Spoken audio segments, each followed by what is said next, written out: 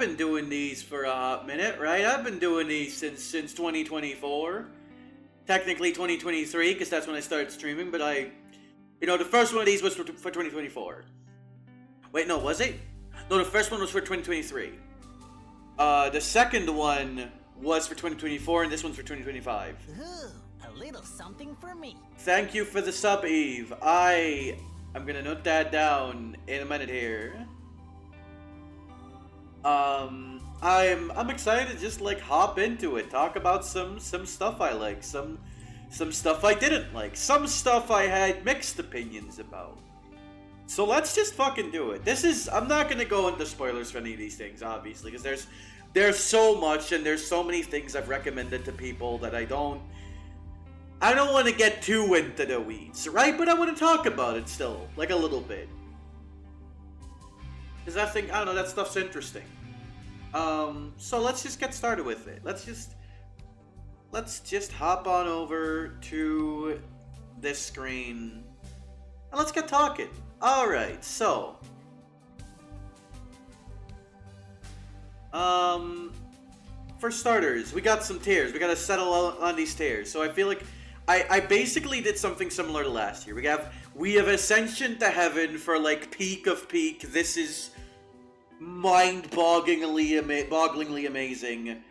I'm in awe of what I'm seeing right now. Oh my god, right? Like it's that level of like good.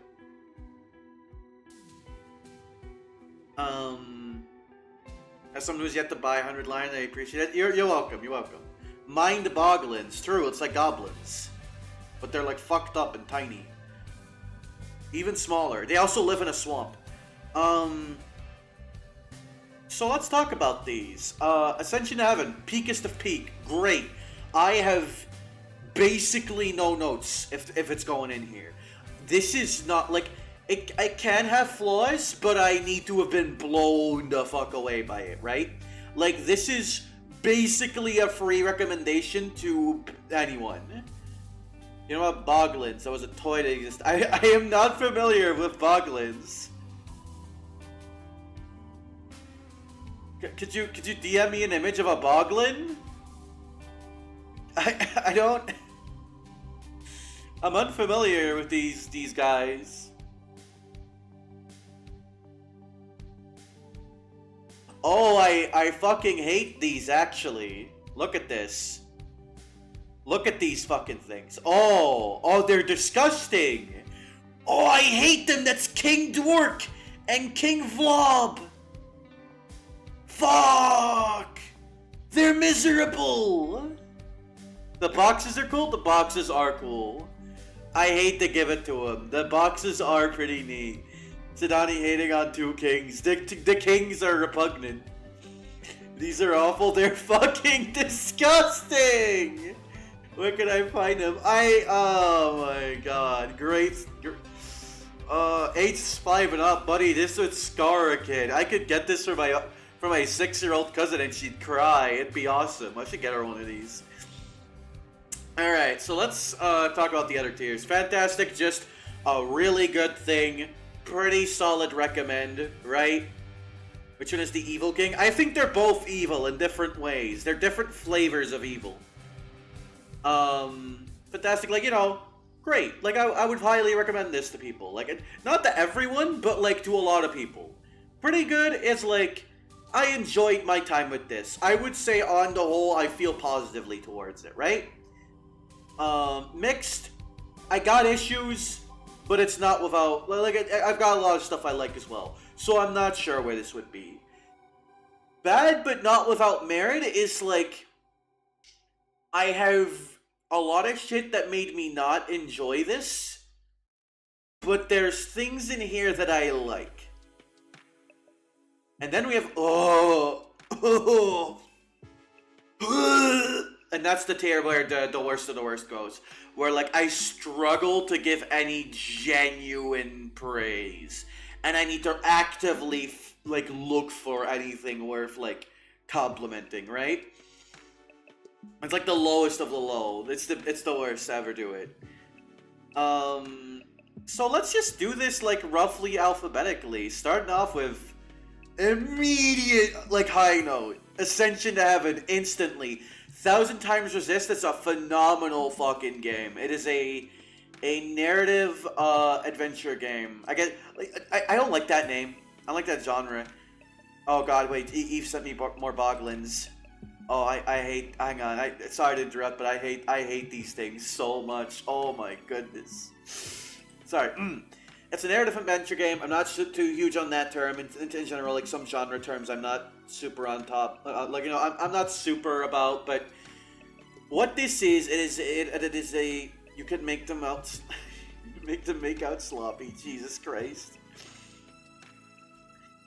This is a phenomenally written game. It is a game about a wide variety of subjects. There's a lot of cool shit about parentage, about the traits that we carry over from our parents, and what our relationship with our parents means to us, and how we pass that down to our children. This is a very political game. This game, so one of the main characters is the daughter of a immigrant couple from, I believe it is Hong Kong. I think it was Hong Kong that they were from. It might be Taiwan. I think it was Hong Kong. It's a very awkward moment to blank out on that. It was Hong Kong? Okay, good, yeah. It gets political. It's really good, though. Like, it has a lot to say about politics and, like, different types of societal structures, shall we say. That's also where the studio is based, right? Right, it was. Yeah. Immediately post China taking over it? Yep. I don't want to say too much about this. This is a relatively pretty game. I think the voice acting is pretty good. The gameplay is, there's nothing really to speak of. It's like a mild puzzle game, but this is a game that you play for the story, right? If you like visual novels, you'll probably like this. What mechanics there are in here serve entirely to add to the gameplay, I feel, or to the narrative, I feel. I think it has some of the best writing I have seen in recent years. It's pretty fucking funny when it wants to be, too. Like, this is not like a comedy game by any means. This is a very serious game. But when they want to do some goofy bullshit in this game, it'll make you smile. Like, maybe not laugh out loud, but you're gonna be there sitting there grinning like an idiot. Like, what am I even looking at right now? And it's gonna be great. High fucking recommend right there. A Minecraft movie I feel pretty mixed on. Immediate jump in quality. Okay. A Minecraft movie is something that I watched in a group call with some friends earlier. Specifically, this is not about a Minecraft movie, the theatrical version. This is the version that leaked early with the unfinished textures and a bunch of little changes. Like, before a bunch of little changes were made, in the final release. There's that line, I think his name is General Chungus, says about how he's going to unalive the main characters. He just says kill in that version. I think there was some incredible shit in this version that is not part of a Minecraft movie itself. There's interruptions, with seamless ads. I say seamless, but you'll see the movie, and then it pauses, and it'll fade out into a person watching the movie on their tablet. And then the flash is gonna come running in through the wall and show you a gambling ad. An Indian gambling ad. And it's the funniest fucking shit in the universe. The unfinished textures are so funny. Sometimes you'll just see actors in mocap suits standing there. That is a facet that adds to that experience, especially watching it with friends so much. But even without that, I actually watched the movie itself a while back just to have that. The movie itself, I was a little harsher on at first. but there is clearly a lot of fun that they're having. Genuinely, how to make those ads, I have no fucking clue. It's incredible. This movie has a lot more fun with itself than, honestly, I first gave it credit for. It is not trying to be a particularly serious movie. It's just a fun old time. And it's sometimes when it's trying to be a fun old time, it's cringe, it's bad, it's genuinely hard to sit through. It's not a well-told story. But there is a fun to this movie. A genuine chicken jockey. There is a genuine fun with this movie. You can tell that a lot of the people who were working on this were at least having a good time. You feel that throughout. Jason Momoa and Jack Black are putting their whole fucking shit into this goddamn movie and their performances. Jennifer Coolidge too. Jennifer Coolidge's subplot with the villager, fucking incredible. Genuinely, really goddamn funny. At one point they say, I'm not a wimp like Big Steve over here, which is really funny if you know friend of stream Steve goes by the moniker of Big Steve. He was there when we watched this. We were losing our damn mind. There's a scene where Jack Black 69's Jason Momoa. This movie has a lot of yaoi in it. Like, not like intentionally, but there's a lot of shit that feels very gay. To the point where I'm like, at least one of these writers had to have known and leaned into it a little bit. There was a point where Jason Momoa and Jack Black are like 69ing while using the elytra to get away from like some guys. And in the theatrical version, they had to edit it so it looks less like they're in each other's fucking scrotum sex. It's insane. But Steve was in the Minecraft movie? Steve was in the Minecraft movie! He was Steve! It was him all along, it wasn't Jack Black. This movie's fun. It's not good. It's not good. There's a lot of moments in this movie, like, that you need to sit through if you're watching it. But there's a lot of fun to be had. Like, as a movie, I would say it goes like here. As an experience, especially in like a voice call with friends. Oh, buddy, this is like going here. This is great. Get some pals and have a baller of a time. Then next up we got Adolescence. This is a great show. This is a really good crime show about, basically the premise is that this young kid, this is a show from the UK, this young kid is arrested under suspicion that he has murdered one of his classmates.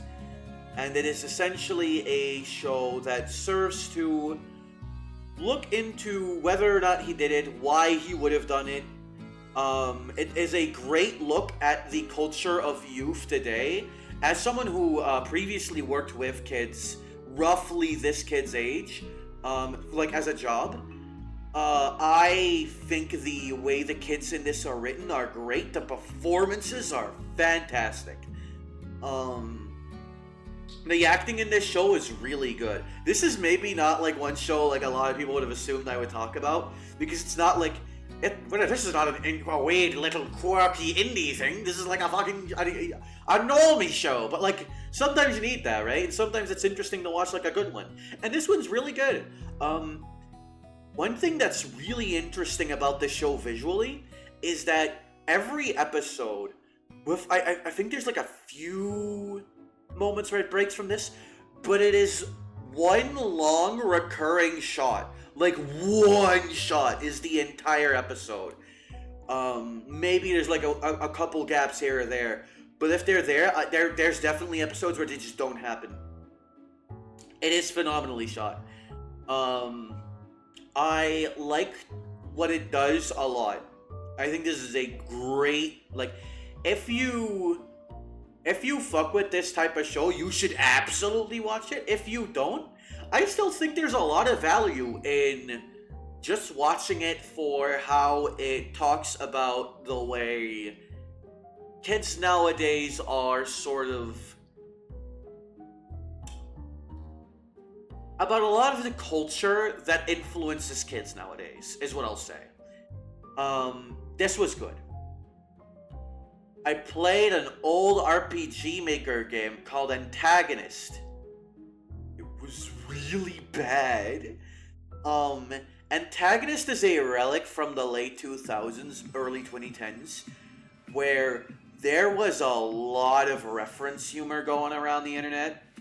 Like, this specific type of reference humor where it's like, look, it's Sephiroth, but he's a chef. It's Sephiroth. And that's the bit. Isn't it funny that Sephiroth is a cook? Wow, we're gonna make a joke about the fact that Link is gay. Hey, isn't it weird that characters in RPGs, like it's a dorkly bit, kind of, is how it's written. Mechanically, this is not great. This has a two-party RPG, like I said, it's an RPG Maker combat system with two party members, but the second one is controlled by the AI. The problem, the Mega Man is stupid, that's the joke? Yeah. Sephiroth sat in his cook chair, exactly. We really loved Sephiroth and gay Link jokes in the 2000s. Yeah, you did. Mechanically, this is an RPG where you have two party members at a time. You control one of them, the other is AI controlled. The problem is that this game revolves around a combo system, where you need to do moves that essentially combo with your partner's moves. Or you just need to hope that they do moves that combo with yours. Problem. These combos get interrupted by the enemy turns. This game uses an ATB system, like Final Fantasy VI, or what is another game with an ATB system? Whatever, an ATB system, Final Fantasy VI, Final Fantasy IX, Final Fantasy VII, 5, like that whole system, right? I started to think of another example real quick, but I'll think of one if I need to. So when the enemy interrupts your combo, that sucks. But okay, you can probably see the enemy's ATB gauge, right?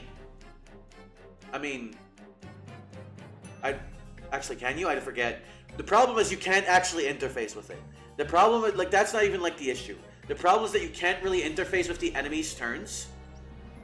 I know you didn't actually think of one. I thought you were trying to lead into a Final Fantasy VI, 7 joke. No, that was real. That was genuine confusion.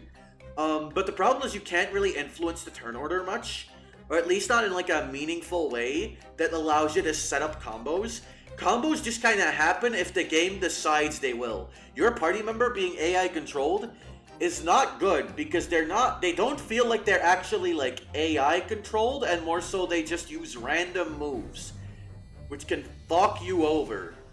This game had some real ass bugs in it. There's a lot of default RPG Maker assets.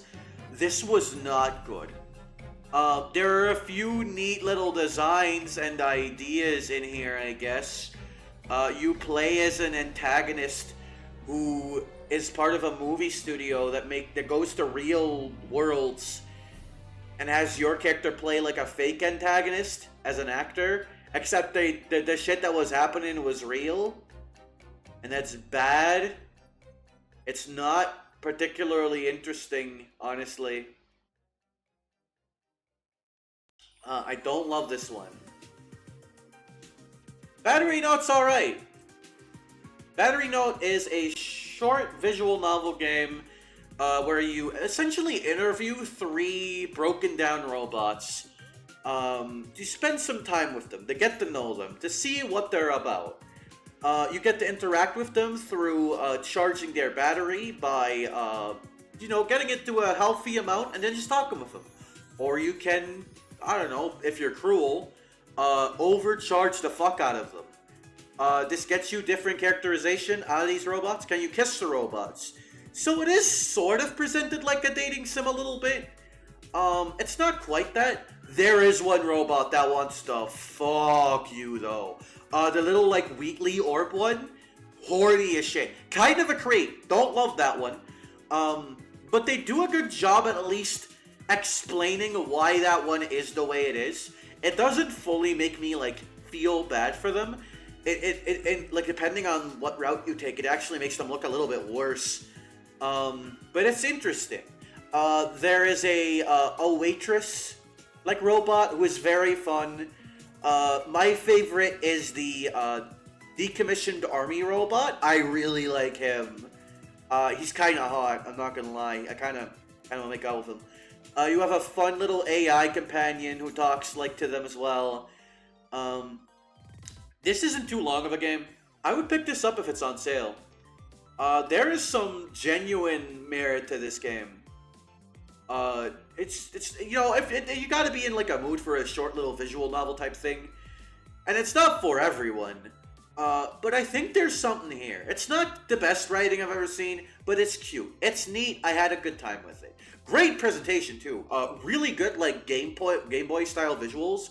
The music's pretty like neat. I couldn't find any to put in here because I forgot to buy the official soundtrack. So, oops. But it's pretty neat. I like this one. This was all right. I read Beneath the Trees Where Nobody Sees. I got a paperback of this. This was pretty dang solid. I quite liked this. It's a murder mystery set in a small U.S. town, like in the 1980s, 90s, advent of the internet era, right? About a serial killer bear named Sam who finds out that there is another serial killer in her town. And she needs to find out who it is and put a stop to it, because else people might find her bodies. It is a really solidly presented, like visually presented little narrative about this serial killer. It's not a feel-good story at all. Like, this gets dark and it's not particularly... Sam, the main character, Samantha, she's not a character you particularly root for necessarily, but she's one that's interesting to watch. The art's really good. It has a lot of fun with the shots of the comic, like the what do you call it, the paneling and stuff. It's not like the best thing I've ever read or anything. It's a solid comic. But I quite enjoyed this. I've also been reading the sequel comic, Rite of Spring. Kind of more of the same. It does some more interesting stuff, I feel, with some of the characters. It makes Sam herself a little bit more interesting, honestly. It sounds a little Dexter. That's actually a good comparison from what I know about Dexter. I've heard that comparison before. I think if you'd be interested in something like that, I think this is worth reading. I think there's something here. At first it can be a little bit like, oh, it looks like a kid's book, but it's scary. But it kind of takes some of those visual motifs and ideas and characters that you would see in a story like that, and it plays with them in some decently interesting ways. I liked this. You know about the rival killer aspect? Yeah, it gets introduced like pretty early on. It's not too long either. It's only like I don't know, like 8 chapters or something. Like, it's pretty short. It's like a solid read. Then we have Bits and Bops. This is a rhythm game inspired by Rhythm Heaven. This is pretty good. I like this. I think it's a really solid Rhythm Heaven type game. I have one major issue with it, unfortunately. It's a little short. I think the amount of mini games is pretty small, and the amount of content in it doesn't super justify the price for me. Like, it's not...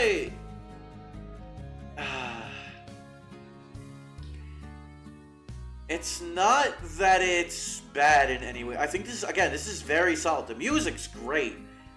It's just that I wish it was a little longer. I wish they did more like remixes on the old minigames as well. Like, that's the thing with Rhythm Heaven. You usually get like 2 or 3 versions of one minigame, right? You get the normal one, and then it's like, oh, the characters are wearing different outfits, and it's like a different setting, and you get a different song with that minigame, and they make it a little harder. You only get the one version per song here, and then you got one remix at the end of each sequence. There's 4 songs per sequence. There's like 16 mini games, so there's 4 remixes total, except for the final one, which is 5. There's 4 more mini games, but they're more like little multiplayer distraction things. They don't feel like fully realized mini games outside of one, which is like a time your steps to the beat that keeps going faster little thing. I like that one. Visually delightful. This was really cute. I really like the look of this. You do think the custom remix options they're adding will make the game feel more with it? That is true. They are adding custom remixes. That's going to add a lot of longevity to this game. I still wish it had a little more right now. But that's... Honestly, like, here's the thing. If you enjoy rhythm games, I'd say go for it. If it's a little pricey for you, maybe for, like, only 2 to 3 hours of content, if you're not perfecting everything, maybe get it on sale. But this was nice. I liked this. Then we have... this is not even a joke. One of my favorite things of the past year. I actually want to order these a little bit more. I'm going to move battery node here and then bits and bops over. There we go. The more to the left of this, the more I like it. One of my favorite things of the last year. Blip Bug comic strips. So let me talk about this a little bit. So early last year, in January, it's been going for about a year now, which is crazy. I started seeing these little comics pop up on my Blue Sky feed. Yeah. Of Blipbug. And these are the Blipbug comic strips. They are 4-panel comics of Blipbug, the Pokemon, right? And they're these little, like, they're newspaper strips, almost, of Blipbug and his various pals and little jokey jokes that they do. But I think this is fantastic. And let me tell you why. As a Pokemon fan, there's a lot of jokes you just keep fucking hearing, man. Blipbug comic strips doesn't really do any of that. It's a very cute... Yeah, exactly. It's a very cute and silly little thing with a lot of original jokes about Pokemon and other things. There is a real sense of character development and character writing throughout these 4-panel strips without it ever taking itself too seriously. It never strays too much from its 4-panel little joke comic roots, but it still manages to make Blipbug, the main character, a really fun, compelling character. It's barely even about Pokemon beyond the sprites and names used. There's some Pokemon jokes in here, but again, some of them kind of rely on pre-existing jokes that people make, but they don't just say the joke. They put like a twist on it. This is like a great example of parody writing and how it like evolves over time. You do want to see the reboot, the Party Crest? Yeah, exactly. There's like little running sub-stories, like Raboot is a JRPG hero, and he amasses a little party, and he's on a great quest to stop a Mr. Rhyme, and it's so fun. It's such a cute little thing. No one's talking about this. I'm like the Blipbug comic strip champion. If you've fucking seen my Blue Sky, or if you're like someone I talk to regularly, you've probably seen me post these at least once, if not daily. I love these. They're so goddamn good. The Denny Man and his anti-cheesing powers. Yeah. There's so many good running bits in this comic. I like a lot of these little characters. And they're never, like, too serious either. But there's some stuff in here that makes you go, like, damn, there was some thought put into this. There was some real, like writing that went into the making of this. And it's, just follow my posts on X server, yeah. I don't know, this has me. Like, this, unironically, it has something to it. I wish they were, like, more easily digestible, because the way you would need to read them now is just, like, kind of a bother. But I really like them, is the thing. I love these comic strips. Butterfly Affect is one of the best visual novels I've played all year. It is one of my favorite visual novels of all time. Butterfly Affect is a visual novel set in the early 2000s about a guy who just started college and his romantic misadventures with the girls who go to that college. It is also ero horror.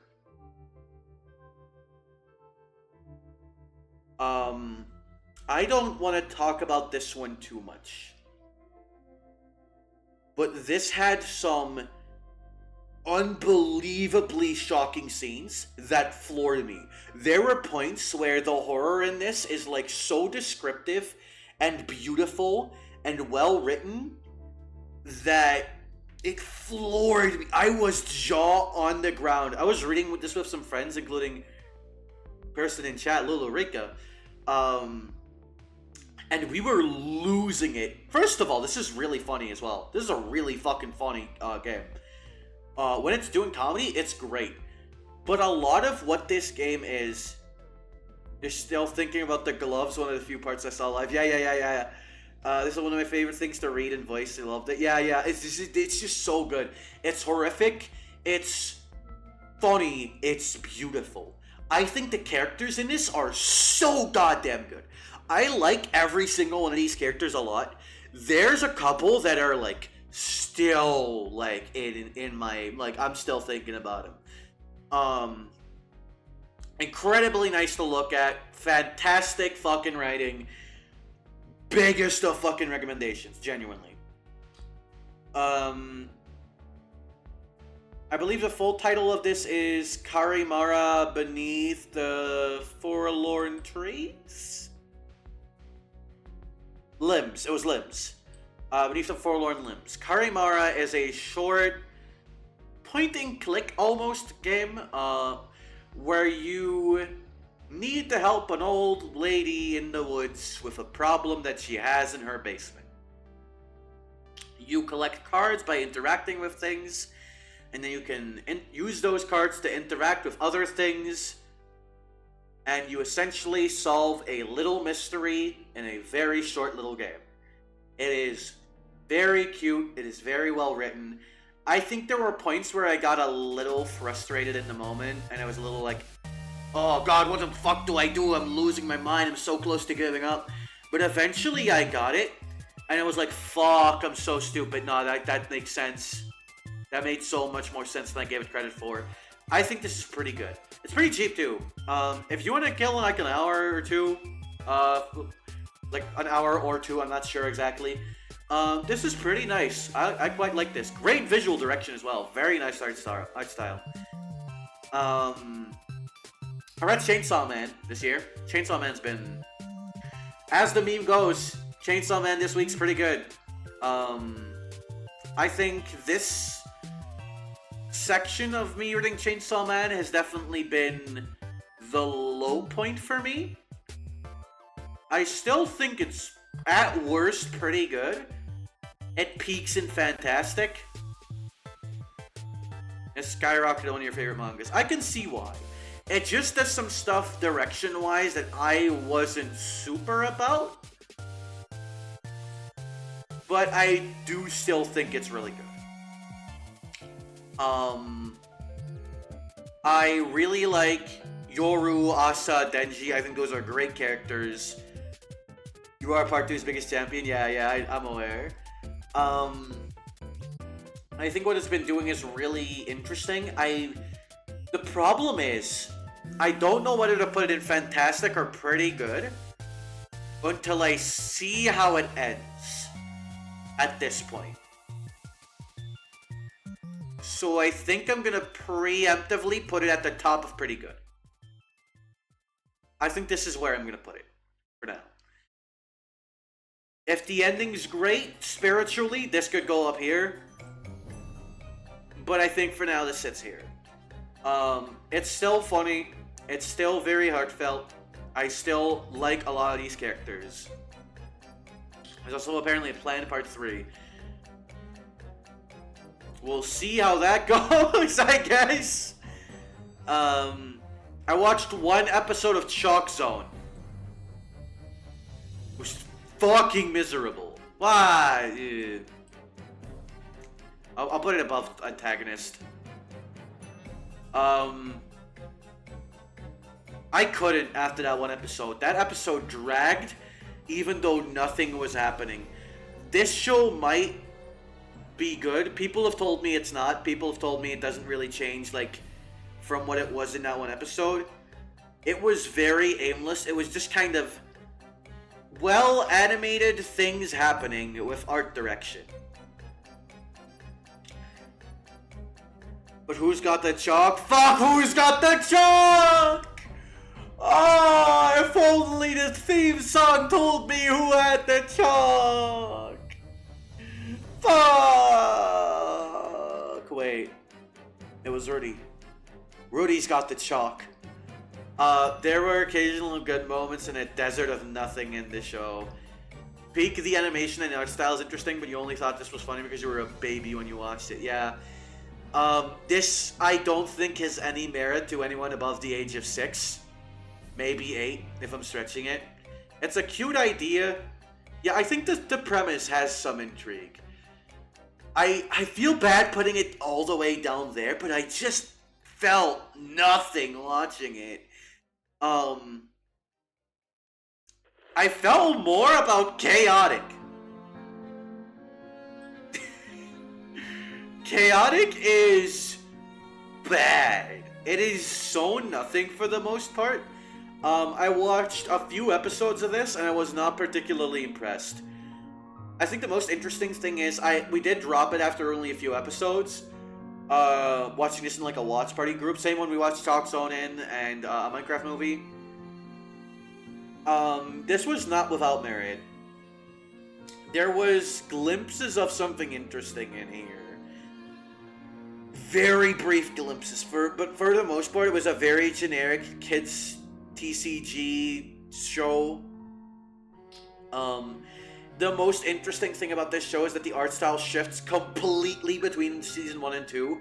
And in the look back to season 1 that they start season 2 with, they reanimate the parts of season 1 in the new art style. It's very it's very jarring. You actually think Chaotix had some interesting plots later on. I'll take your word for that. This is just early Chaotix impressions, right? Chaotic impressions. I don't think this is like super... This is not one where I'm like super confidently saying this entire thing is bad. This is me saying the first few episodes really did nothing to hook me, and I dropped it. But it could get better later. I'm willing to, that could be the case. Maybe it could even go up to pretty good. Maybe fantastic. I don't fucking know. I genuinely don't know. But the early parts of Chaotic, the first 3 episodes, yeah, it was pretty bad. And there was some other stuff that we watched that was a lot better, but we'll get there. What's not better is Cinderella's Castle. Well, I think it's better. You remember an episode of B-Plot you really liked where 2 of the guys fight with every monster from the 2 different tribes? That is... Alright. I don't remember... I barely even remember Chaotic, and I watched it like a month ago. Did you say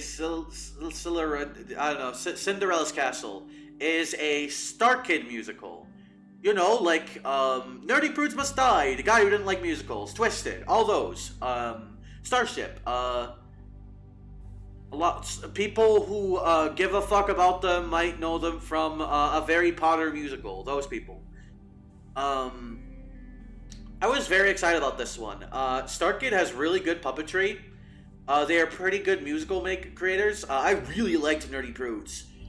But I just didn't like Cinderella's Castle. I think the music in this one was fine.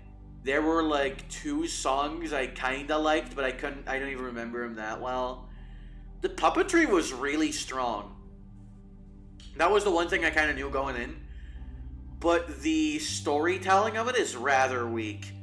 I think it flirts with a lot of interesting ideas and directions to take itself. Did I freeze? Please tell me I haven't been frozen for God knows how long. Hang on. Let me fix myself.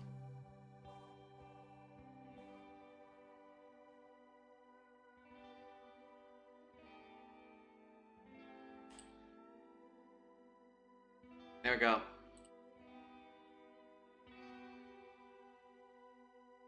There's a draft in the cave. Yeah, there's a draft. Where was I? It was a bit too edgy and weird, random ideas, if you remember. Yeah, like, I think it had a bunch of ideas for things it wanted to do and say and go for, but it didn't really commit in any direction, and as a result, it felt very aimless. I was really disappointed by this one. It's not the worst thing I watched or read or played all year, though, not by a long shot. There's stuff in here. There was a couple good jokes. It just really failed to hook me in a way that I was very disappointed by.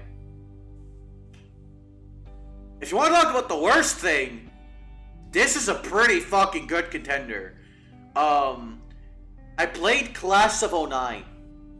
I played 2 routes of Class of 09. People like this, I guess. I feel bad for antagonists, but man, I don't want to make like a special tier for it. That'll make it feel too special. Class of 09 is a deeply cynical, anti-visual novel. It is a game that hates the fact that it is a visual novel and pretends like it isn't to feel better. It is made by someone who very clearly hates visual novels. The art is a little interesting in the way it captures a certain early 2000s vibe, which is when this was set. It is set in a early 2000s high school. It is a game that actively mocks a lot of things you love. That's not even the problem. Like, that's not even remotely the problem. Butterfly Effect mocks a lot of shit I love. It makes a lot of jokes about that. But it's not even just it's not even just that it's more, like, nice about it. Everything in Class of 09 is miserable. Every character is miserable. Every situation is awful. No one is even remotely fucking likable. I hate every goddamn line of dialogue in this game, with like 3 exceptions.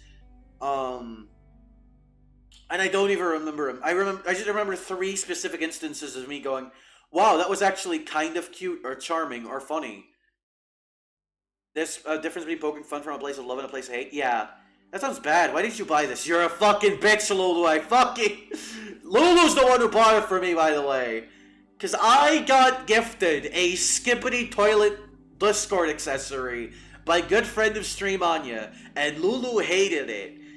And then she bought me Class of 09 as revenge. Because I said, well, I have to at least give it a try. Because it was a gift, and I hate rejecting gifts. Yeah, this is just a deeply cynical piece of shit. Elsie Lovelock voices the main character in this, and it's not that the voice actors do, like, a bad job, but, like, I don't know, I don't really feel like she's given it her all, either. Like, no one's really giving it their all. It just kind of, it feels like they're also just kind of here for, like, the paycheck. If they even got paid. I hope they did. I hear the sequels are bad also. I hear this first sequel is alright. Like, better than this at least. You forgot the part where you watched all the Queer Duck to have you take it off? Oh, that was also true. Would you put effort in after reading a script? Yeah. The UI is a little fun because it plays off some early 2000s, like, aesthetic. The fact that the characters all, like, wear different outfits that are very reflective of the time is kind of interesting. It's just that I was born in the early 2000s, and a lot of the people I know who like this either are in high school or were in high school during the early 2000s. In both senses, I was too late for this game. I was not there in time. Maybe in my teens I would have enjoyed this more, but it's so deeply cynical and edgy and, like, that's the thing. It's just kind of edgy, like, nothing. I don't want to say completely nothing, but like, it's just kind of like almost 4th Channer-esque. Ooh, aren't I edgy for making these jokes? Haha, the main character is going to get sexually assaulted. And it's like, what are we doing here? There's also just not a lot to read into with these characters. Like, they're just kind of their bit. And also miserable. I fucking hated this. Like, I genuinely loathed this. The people who say this has good Yuri must be talking about the sequels as well. At the very least, in the parts of the game that I played, there was no Yuri in sight. There were women who talked to each other and were sharing in some misery, but not in a way that was particularly compelling in any way. You do think Butterfly Effect is this concept and setting done with a real story and purpose? That's an interesting way to put it, and you know what? I can see that. I actually think there's something to that. That's not, like, I can see where you're coming from when you say that, yeah. Fuck, we're not done yet. Ah! I fucking hate Code Lyoko.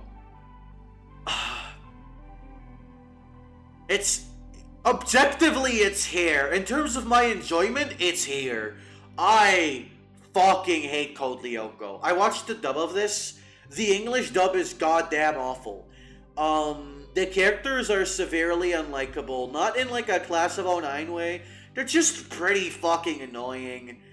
The 3D has not aged well. The writing is incredibly fucking jank. And also it keeps being weird about 13-year-olds.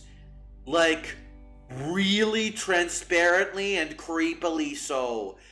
I hated that. There's 2 scenes in the first episode that you can feel were made with horny intentions. Xana? What do you want me to say? I don't fucking care about Xana. I don't even think Xana's a great antagonist or not, and it's kind of an entity.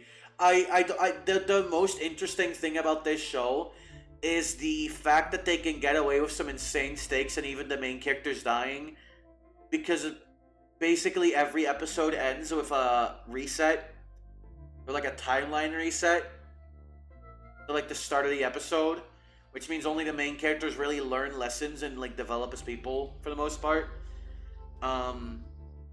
But that also severely hinders the side cast. Yeah, I fucking hate Code Lyoko.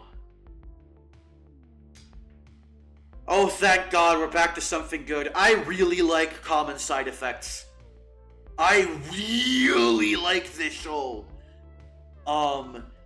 Great critique on American healthcare as an institution.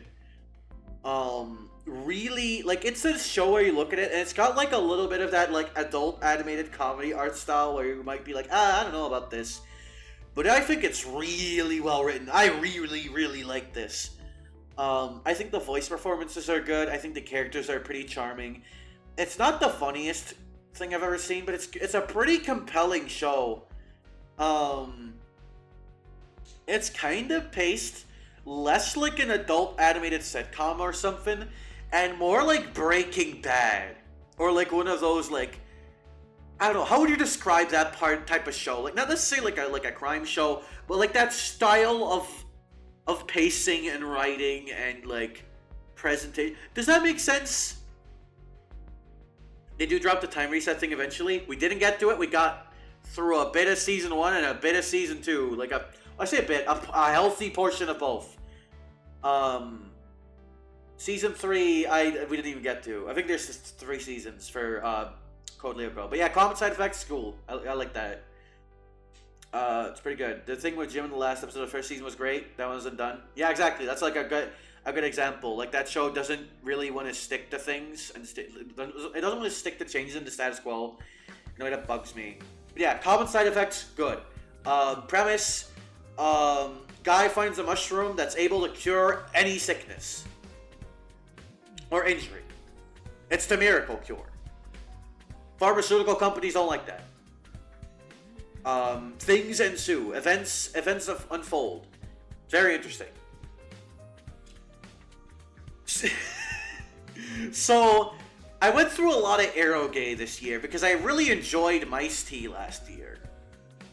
Which I played more of last year as well, this year as well. I say last year, like 2 years ago now, but I played more of Mice T as well. I finished that. That was...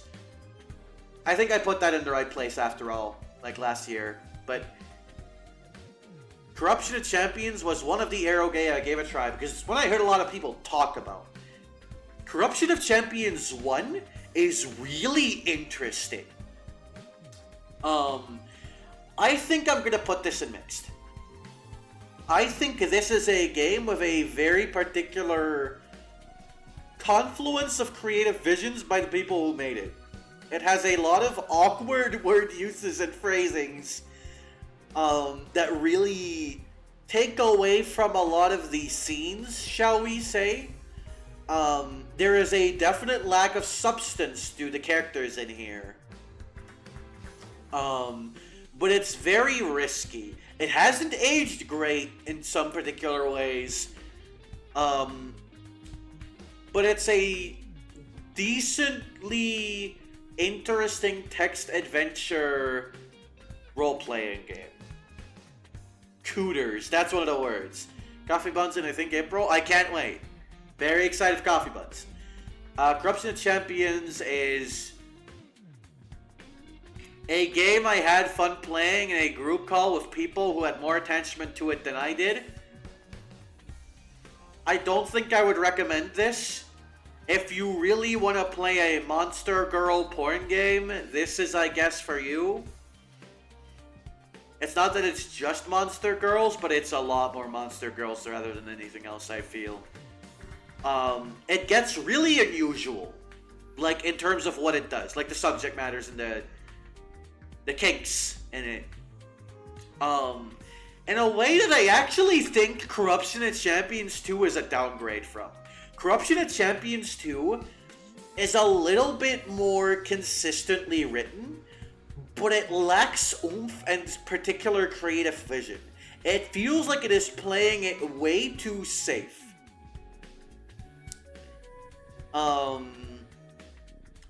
It is playing its cards too close to its chest. They were made by different individuals, and you can tell. I'm gonna put this here. Oh, fuck, did I freeze again? I did, fuck. Hang on. Let me fix myself. Oh, never mind, I'm good.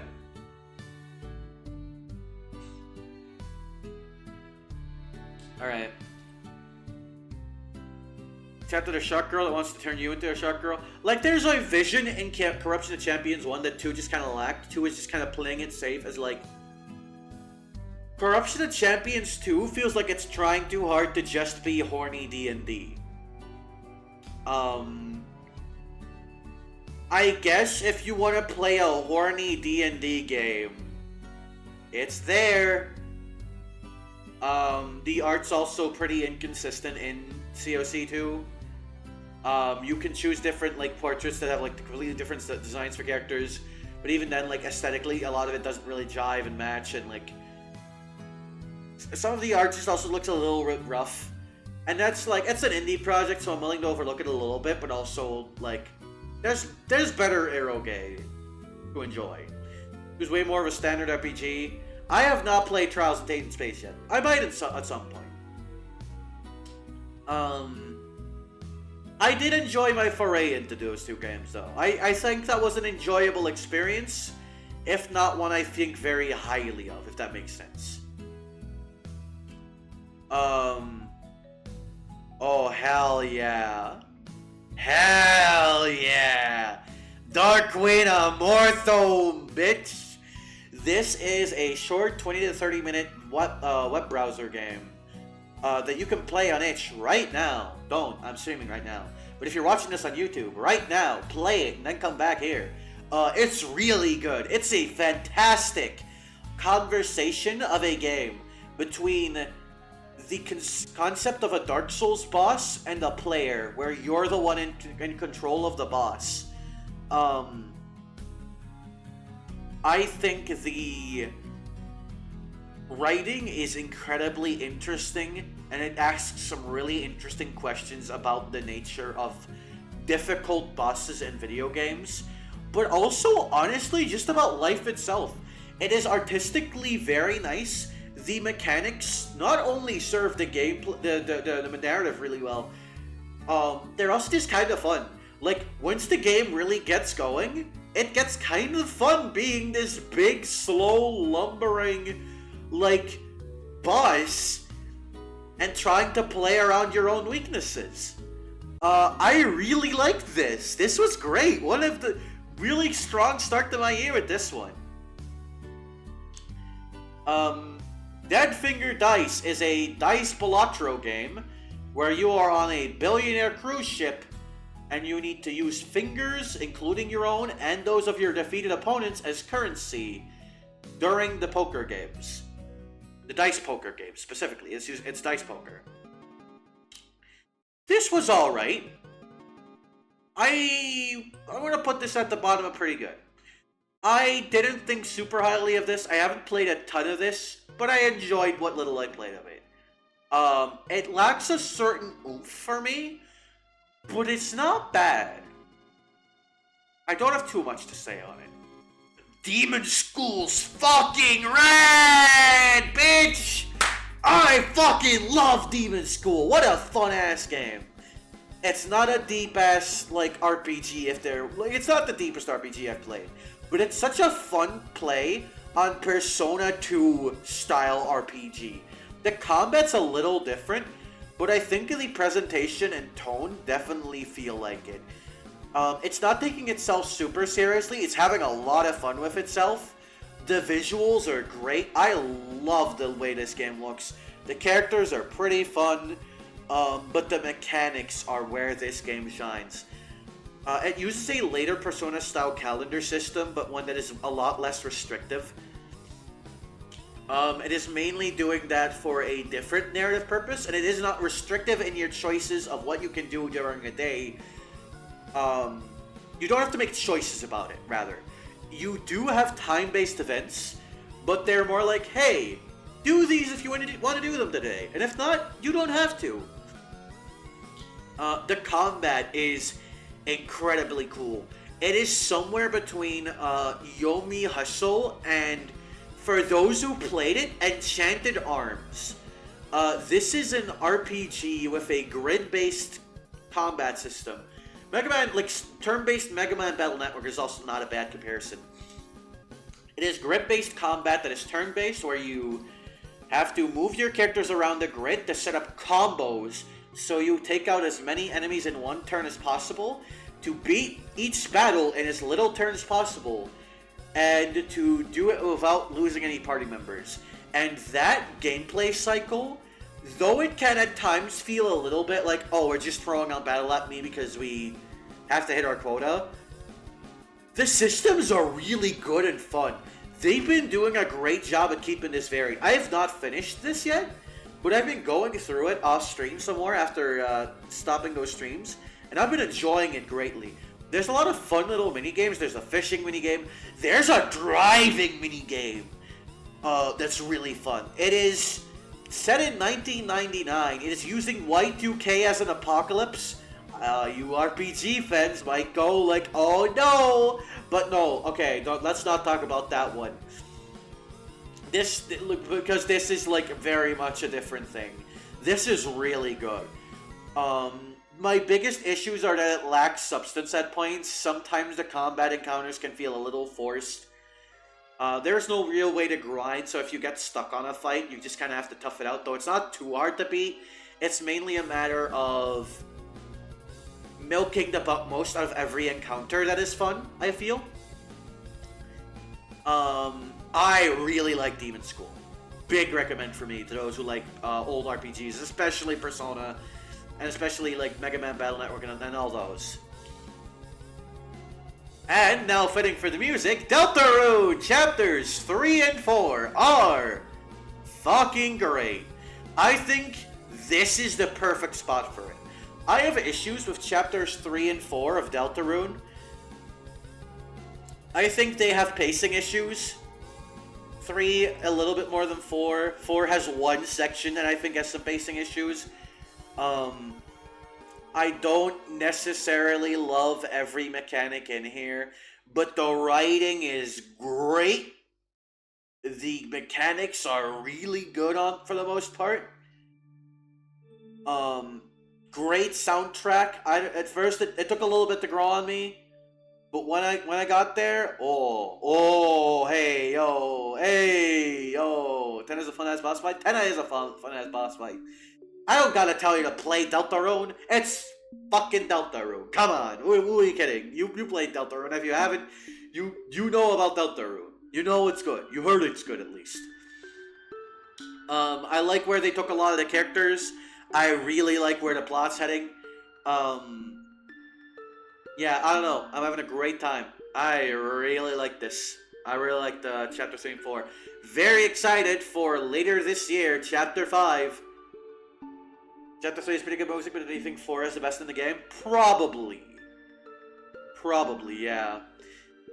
I don't know if 4 is my favorite chapter on the whole. I think it might... It's close between 4 and 2. It depends on the day. There are days where I prefer 2 over 4.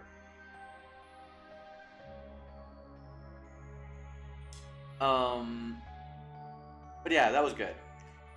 Digimon Storytime Stranger is pretty good. It's pretty alright. It's a pretty solid Digimon game. If you like Cyber Sleuth, you'll probably like this. It has some changes to the Digifarm mechanic that I don't love. The writing is pretty nice so far. I'm not super engaged by it, but I like it.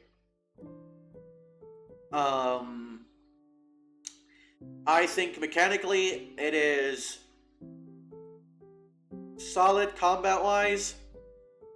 The Digimon selection is interesting. I have my gripes with the way Digivolving is handled now. I don't know. I just like Digimon. I think it is quite cool. This game has shortcomings for sure. It has shortcomings a lot of Digimon fans I've talked to don't agree with or don't really feel as bad. I don't like the farm system. I don't like the personality mechanic. I think you get to the later stages of Digimon too fast. I feel like I'm pretty early in that game still, and I'm already like deep into Ultimates. So in terms of that pacing, I think it's a little whack. But I like it. I've been enjoying my time with it. Speaking of enjoying my time, Disgaea 7. I really like Disgaea 4. Disgaea 4 is one of my favorite RPGs of all time, maybe. Disgaea 7 might be a contender for my second favorite Disgaea. Disgaea is a franchise with issues in regards to how it handles certain types of characters. But I like a lot of what Disgaea 7 does with its plot, and I like certain members of its cast a fair bit. I don't think they're all handled great, but I think that Disgaea sense of comedy do hit some of their peaks here. 7 was this year when you played? Yeah. That's pretty good. 2 might edge it out for second place for you, but 7 is a close third. I think that's a very valid opinion. I think it is a mechanically slightly better game than 2, but I think 2 has better, like, writing. I don't know. I like Disgaea. It has issues. I have problems with it. Dare God to have problems with it. I think this game is a little pricey for the content in it. This is not a super high budget game, and it's a little pricey, but I liked it. I like the main character a lot. Great performance by Alejandro Saab. Zeno Robinson does great as... I'm blanking on his name. The mage guy that you get pretty early on. He's like a sleazeball. He's pretty fun. He's like a pretty likable, horny guy, which is rare in an anime game. I don't know. I like a lot of the cast. I feel like some of these jokes didn't really like translate super well either, but I liked it. Disillusion Street. I think it's Street. It's ST. Disillusion ST.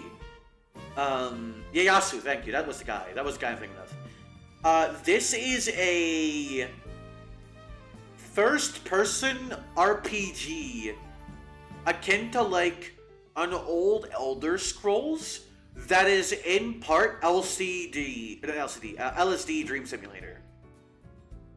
Or Hypnagogia Boundless Dreams is another good comparison. It is a very trippy experience with some pretty jank combat, but it's got some interesting stuff going on thematically and visually. I'm putting this between Dead Finger Dice and Karimara. I enjoyed playing this for a bit. I wasn't super feeling it, but I liked what I played of it. Lulu recommended it, I think bought it for me. If I remember right. I liked my time with this.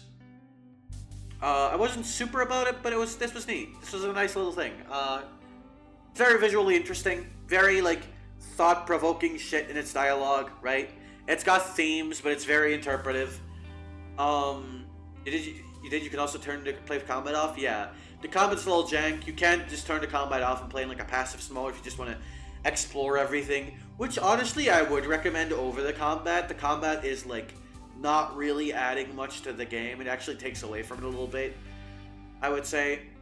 But I don't know. I don't mind that. I think this is neat.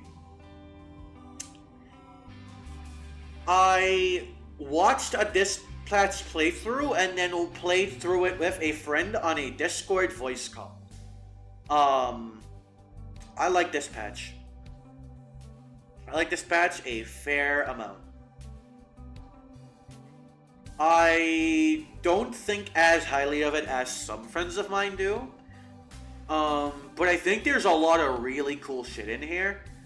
I think it is definitely a game that can at points show its Telltale game style railroading, but I do like the core mechanics of sending out the heroes to do things. I think the mechanic where you can be overqualified for a stat is kind of ridiculous and stupid. But the writing is good, the presentation's great. It is a very horny game, but it is pretty sincere about it. Some of the writing can occasionally veer a little bit into... How do I describe this? It can occasionally feel a little dated, I guess, is how I'd put it. Sometimes it tries to use some cultural terms and concepts that it doesn't fully land. At one point they say the main character has a dad bod. He doesn't.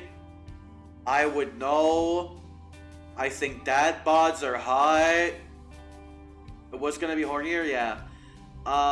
This is very clearly something that could profit from a season 2, with like some improvements on, like tightening up a little bit of the writing, giving some characters a little bit more spotlight. I wish Prism got a little bit more. I love Prism. This cast is cool. You didn't register and that's because this game was written by, and I think is a little bit for millennials. That is true. I think this is definitely a game by and for millennials, predominantly. I'm a Zoomer. I'm pretty solidly a Zoomer with my tastes and my childhood and like how I grew up. But I still found a lot to like about this.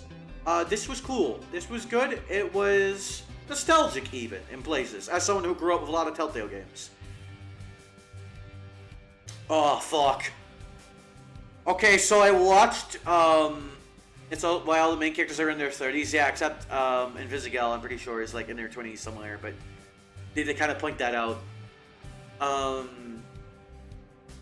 watched Drewski's Could Have Been Love through a Twitch stream by friend of channel Arachno Columnist.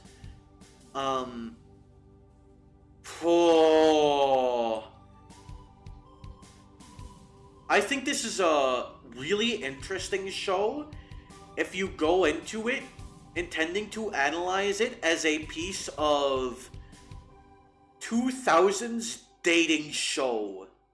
Like The Bachelor type shit. It is in places really offensive in a way that it is clearly doing for a bit, but it's not funny a lot of the time. This is a reality show.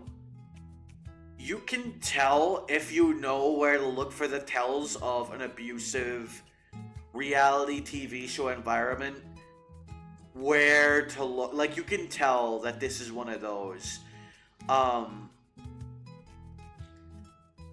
They over dramatize a lot of shit in a way that feels very manipulative. They sort of play with the contestants' feelings and honestly their personhoods a lot in a way that is kind of fucking amoral. This was a fascinating watch, though. This is a really interesting show to watch if you want to, like, really dissect a reality show. And especially if you're aware of, like, reality show goings on behind the scenes, which I am, as someone who, fun fact, knows someone who is on a reality show personally that is in this vein and actually ended up winning the Bachelor type show.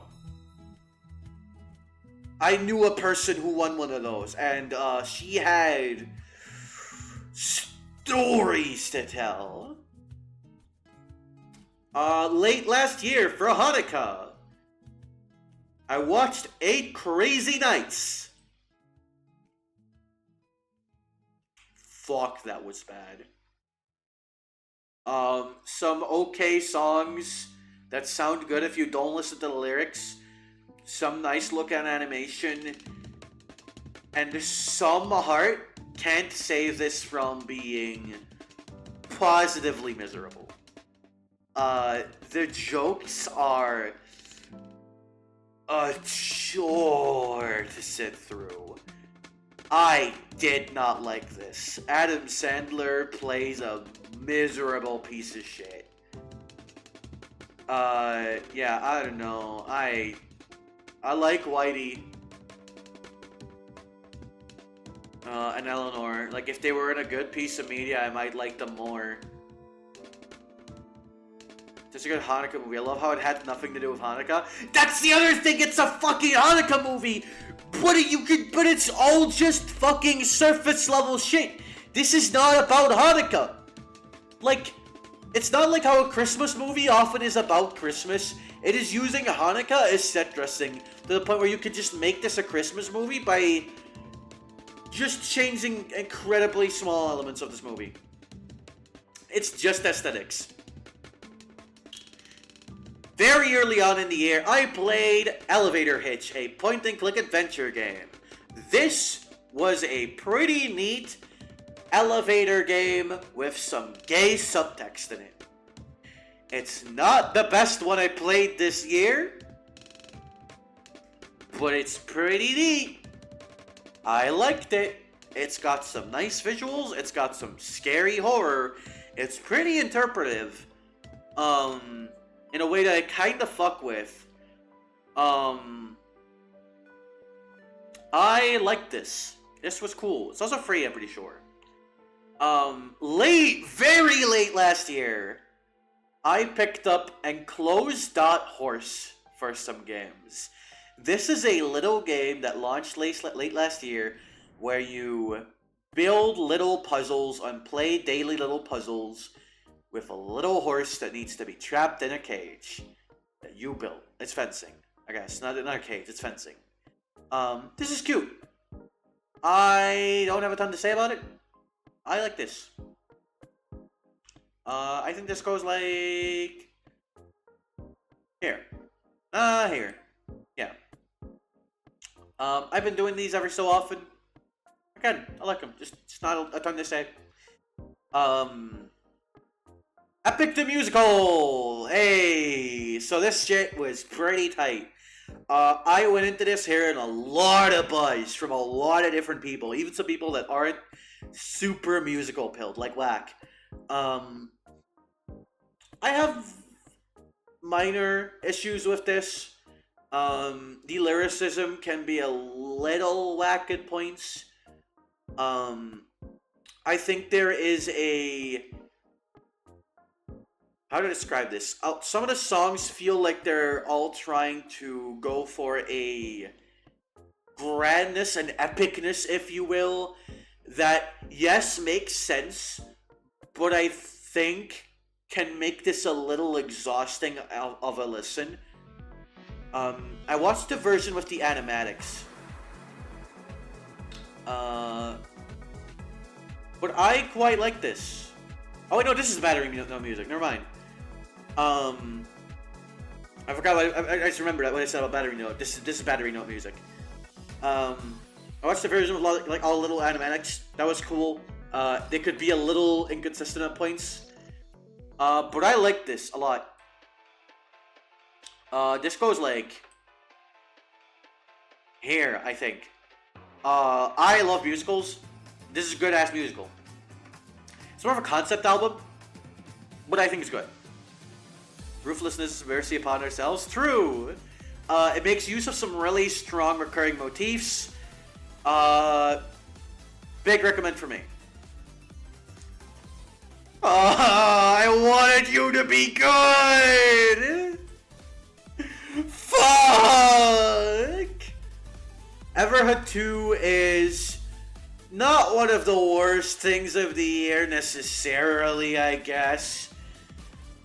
It was a game with some neat mechanics. It had some decent music. It had occasionally somewhat funny moments.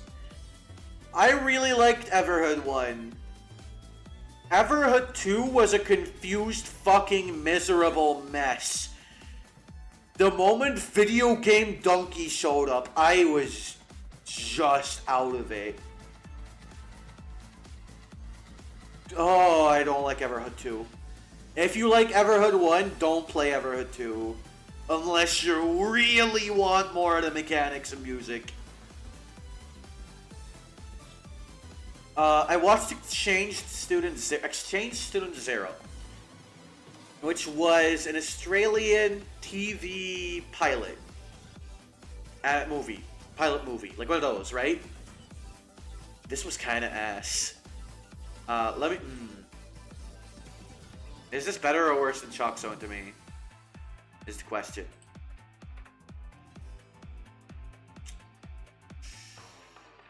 Huh. You fucking hate this one? This one is pretty bad. I think I like Chalk Zone more than this. I think I even like Antagonist more than this. There's a couple okay bits in here, but a lot of it is not just nothing, it is the annoying type of nothing. The animation isn't particularly appealing. It is going for a lot of stock early 2000s. Isn't anime weird? Jokes. It's pretty racist. It's kind of like Kappa Mikey. It's not as racist as Kappa Mikey, and it's not as bad and ugly, but it's not good.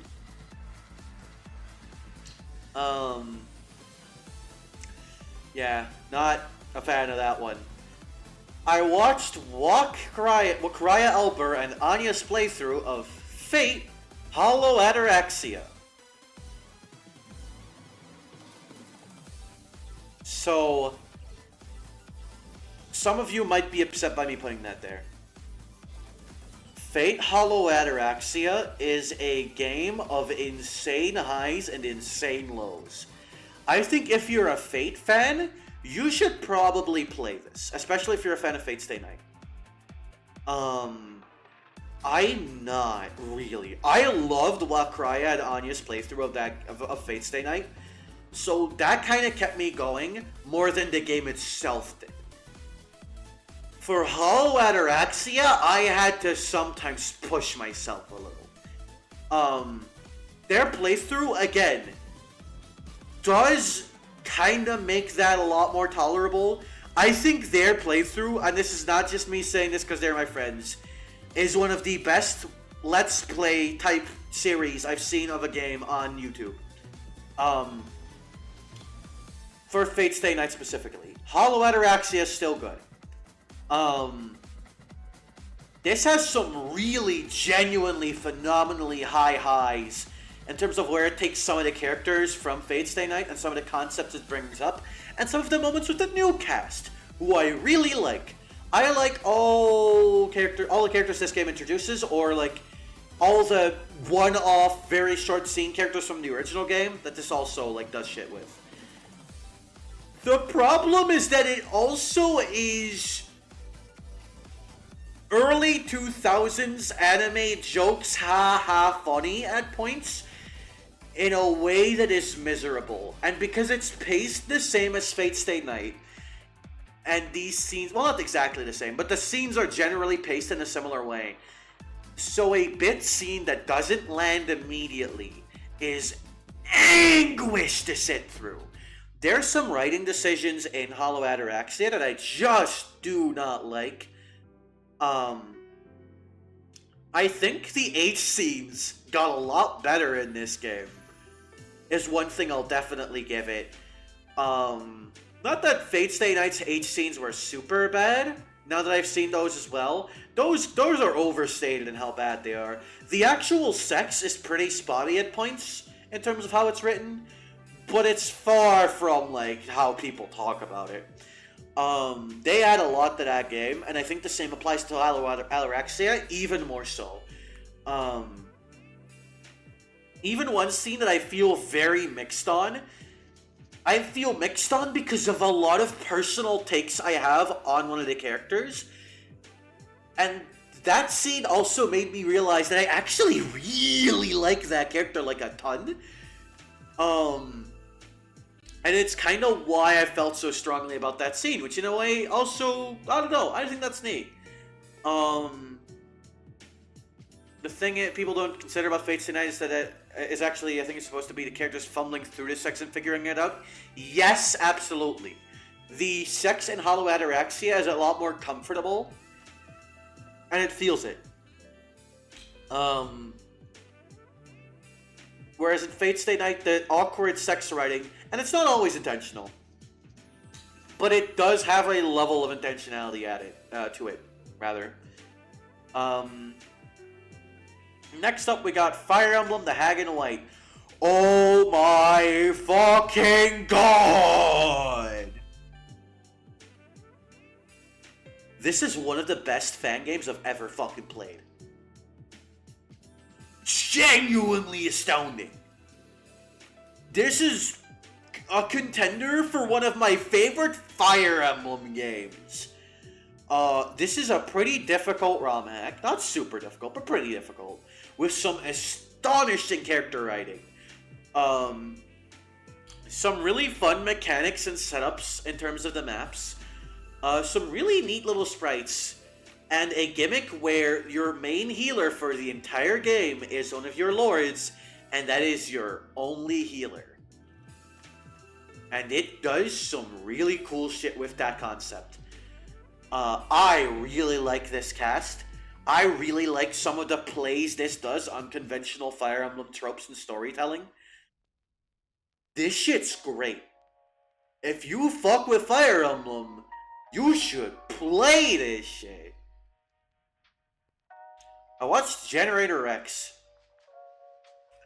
For about 90% of it, what I would have told you is that Generator Rex is a pretty good, somewhat flawed, but very solid action cartoon about Rex, who is a very fun main character, and how he has to deal with a world full of mutated people and trying to cure them as he is sent out by this organization called Providence to fix shit alongside his group of found family.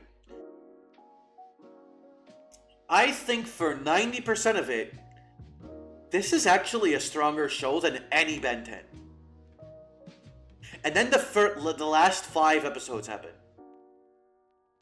Also, there's a monkey. I don't like the monkey. I think the monkey is really annoying in season 1. But he gets better later as he starts showing up less and they start figuring out how to use him. He feels like a corporate monkey, like he was forced in there. But again, that's my opinion up to the last 5 episodes. Then this has one of the worst endings I have ever seen to something that is generally good. The one-off short comedic episodes of Generator X are really good, and they're some of the highest points of the show because this show's long-term storytelling is one of its weaker aspects, and you feel that near the end. Near the end, they also got the hair that they didn't get the 4th season they were hoping for, and you can tell they were trying to cram everything into that last bit when they probably shouldn't have. I was so disappointed by this. I'm putting this down here.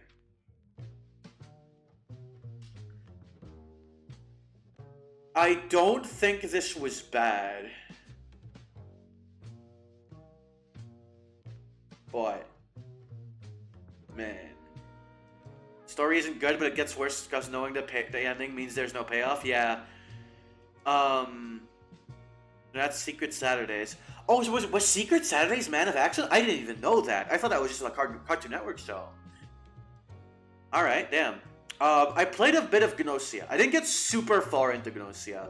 From what I played is that it is a visual novel Among Us. You are on a spaceship with a bunch of people, and 1 or 2 of you are Gnosia, who are alien invaders that are blending as one of you and are trying to kill everyone. People really like this. I saw right. I think it really just kind of failed to hook me, is the thing. I don't think it's bad.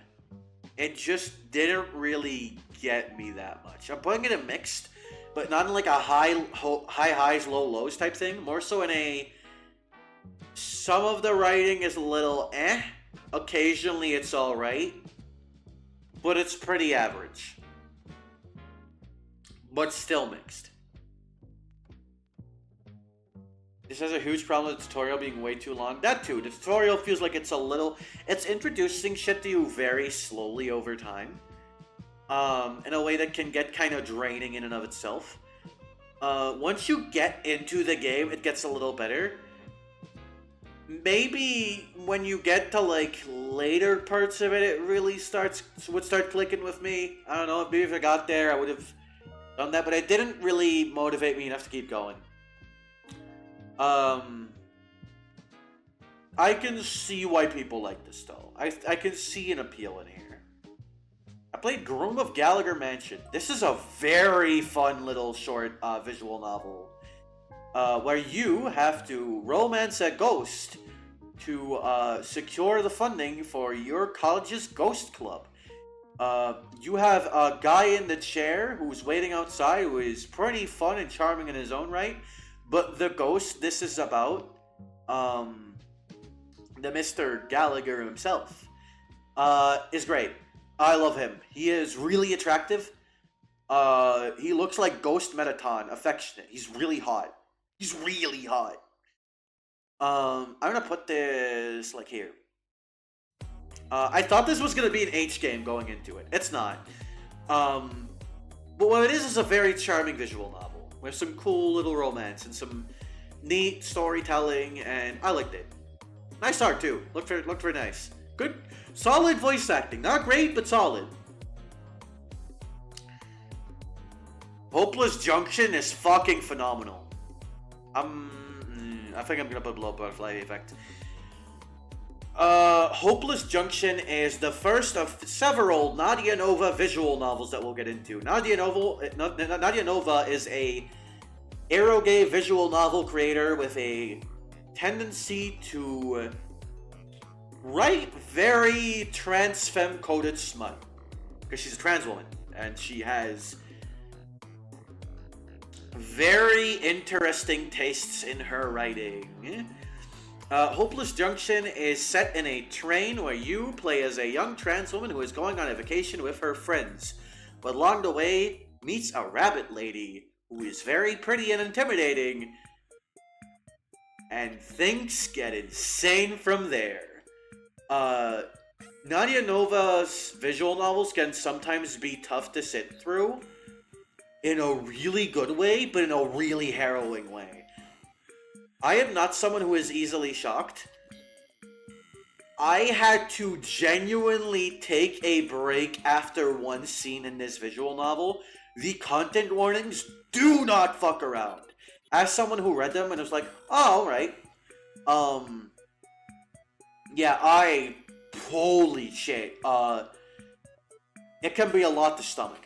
For the Armored Core fans, you know the lobotomite puppy girl image? That's from this game. That's this one. Yeah, this is great. The writing in this is so good. What doesn't have good writing as a Arrow visual novel?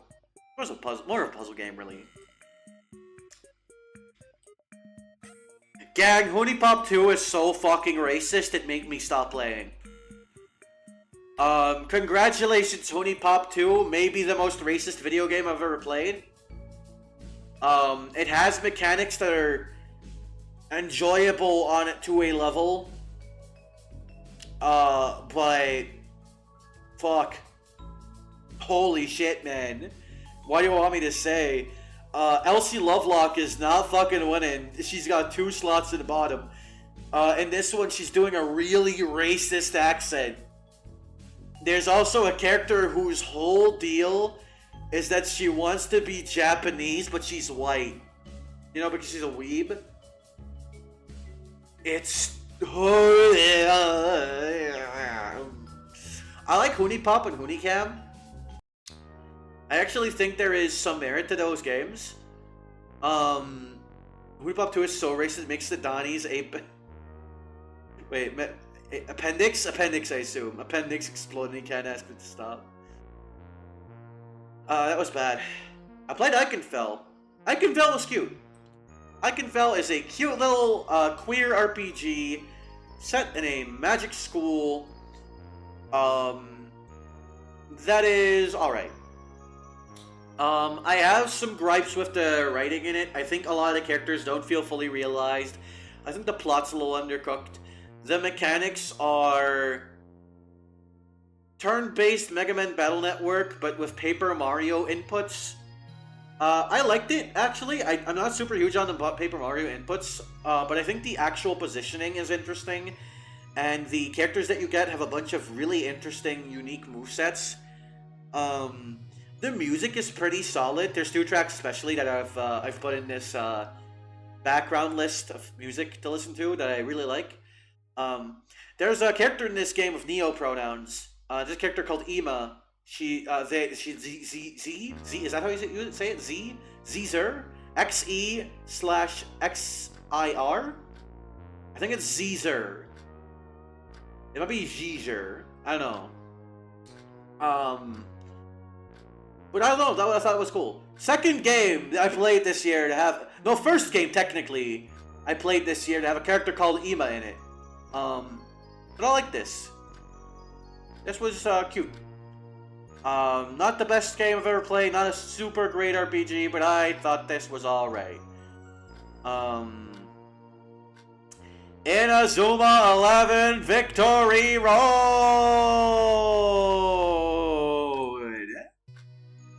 This is not this good of a game. This should go like here and pretty good. I don't fucking care. I love Inazuma 11. I've been waiting for this game for like 10 years, and it got here. And I had so much fun. I love the mechanics in this game so goddamn much. I love the stupid, goofy writing in the story mode so much. I think Destin is such a fun protagonist. I like the sidecast and the insane scenarios it throws at me. It makes me feel so nostalgic. It tickled me so goddamn much. I love Inazuma 11. It's not an amazing RPG. It's not the deepest RPG I've ever played. what you're happy about is that you were able to enjoy this game and not and that the long wait that caused you to not meet your expectations for it.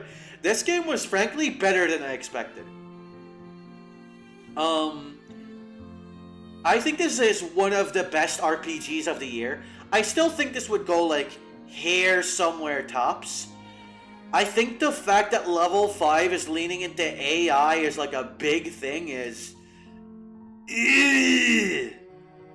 But the game itself is not a victim of that. Like that behind the scenes shit. I think this is a good game. It's a little overpriced, I think, maybe. There's a lot of content in here. But I also think for a lot of people who aren't sure they're gonna like it, I would probably get it on a sale if you are gonna get it. I love Inazuma 11. That is a series that is very near and dear to my heart. I feel great nostalgia for it. And I like this a lot. This was a very fun playthrough. This was a very fun game to play in my own time. I have issues with like the balancing of the online. It's occasionally a little like buggy in terms of the matches, but not too much. But I think the difficulty in the story mode was really good. I loved the difficulty in the story mode. It was just perfect. Yeah, I don't know. I love this.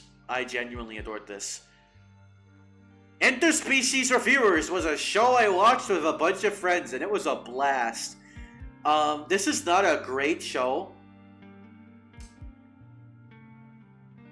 but I think it has some fun, lewd world-building concepts that I quite enjoyed. The character writing can go from pretty miserable and grating to pretty charming at points. It has some issues in regards to how it handles women a little bit sometimes, but I think on the whole, there's a lot that can be enjoyed about this if you want a fun, lewd thing to watch with some friends who are into some shit. It gets kind of creative at points. It kind of explores some fun, creative ideas. Pretty alright. I heard the manga actually does more with some of it. Fun watch along, interesting world, but not watch again. Exactly! That's kind of where I'm at. I don't think I'm going to read the manga, but I've heard the manga does do some slightly more interesting stuff later on. Gentry Chow versus the Underworld is great! It's really good. It's really good. I watched this at the start of the year. It was one of the first things I did all year. Was watch this. Someone really wanted to fuck that grandma in that show. And Interspecies Reviewers, yeah, absolutely. That's the big thing about Interspecies Reviewer. I want to mention that real quick. It is a show that can occasionally poke fun at a certain kink or like a certain thing people are into. But also it does that with not only the understanding that people are into it and that is still valid, but you get the sense that it's like people who are into the kink kind of poking fun at themselves for it. And it can feel a little too... What's the word? I froze again. God damn it. Hang on. I'm on a B screen, but I'm still here. I'm still talking. It can feel a little bit too... how shall I say... Not mean-spirited, but... I don't know. It's something about the comedy can feel off.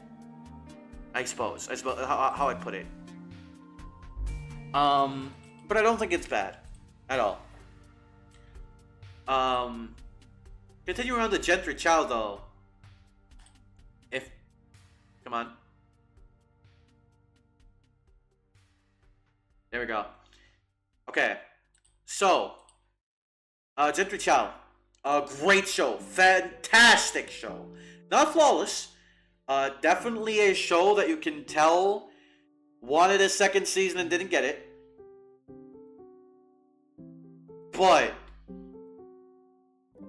the highs of this show are incredible. The animation is phenomenal. The music is good. Some of this writing is insanely great. I adore Kit as a character. I think Gentry herself is a great protagonist. I love Gugu, I think is what they call the grandma. It's been a whole year since I watched this. I watched this the start of last year. I've been waiting to talk about this one. I loved Gentry Chow. I sat down and watched all of that in one sitting. I rarely do that. That's how much I fucked with this. I needed to sit through it all. Gugu, yeah, Gugu's great. It has a lot of interesting things to say about family and just generational trauma and the relationships we have with our mothers and our grandmothers and even our own kids.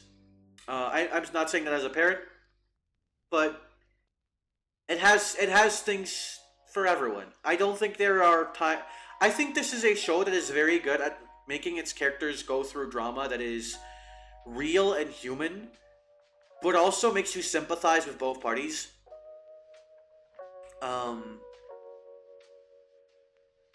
I wish this got a second season instead of having to cram some of its stuff into one.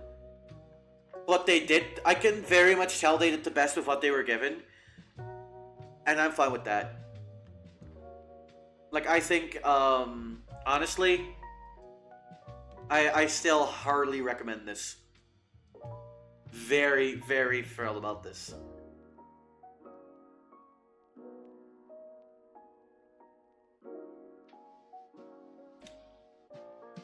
Jujutsu Kaisen is a manga and a show of highs and lows. I watched everything up to the Shibuya incident, including the Shibuya incident. I think a lot of what I like about Jujutsu Kaisen is not what it's wanting to be, especially the further you get into it. I like Jujutsu Kaisen as a shonen element horror manga / anime, as opposed to a shonen manga anime with horror elements, and there is a very meaningful distinction between the two. My favorite parts of Jujutsu Kaisen are Jujutsu Kaisen 0, the early arcs of Jujutsu Kaisen, Hidden Inventory. I think that says all you need to know. You want me to say this? Yeah. I think especially the Shibuya incident, I heard a lot of buzz about. I don't see it. I don't think the writing is there. Like, I think visually and like as a collection of neat shonen fights, it's pretty cool. You adore how natural the dialogue in it feels. That's actually true. I think a lot of the dialogue, but when it's just characters, yapping at each other, right? I think that's the strength of Jujutsu Kaisen. The characters just, when they're just in a room and they're just talking about some random shit, fantastic. The power system is a little interesting, but I feel it can be a little too focused on that at points, and about the shonenisms of its plot.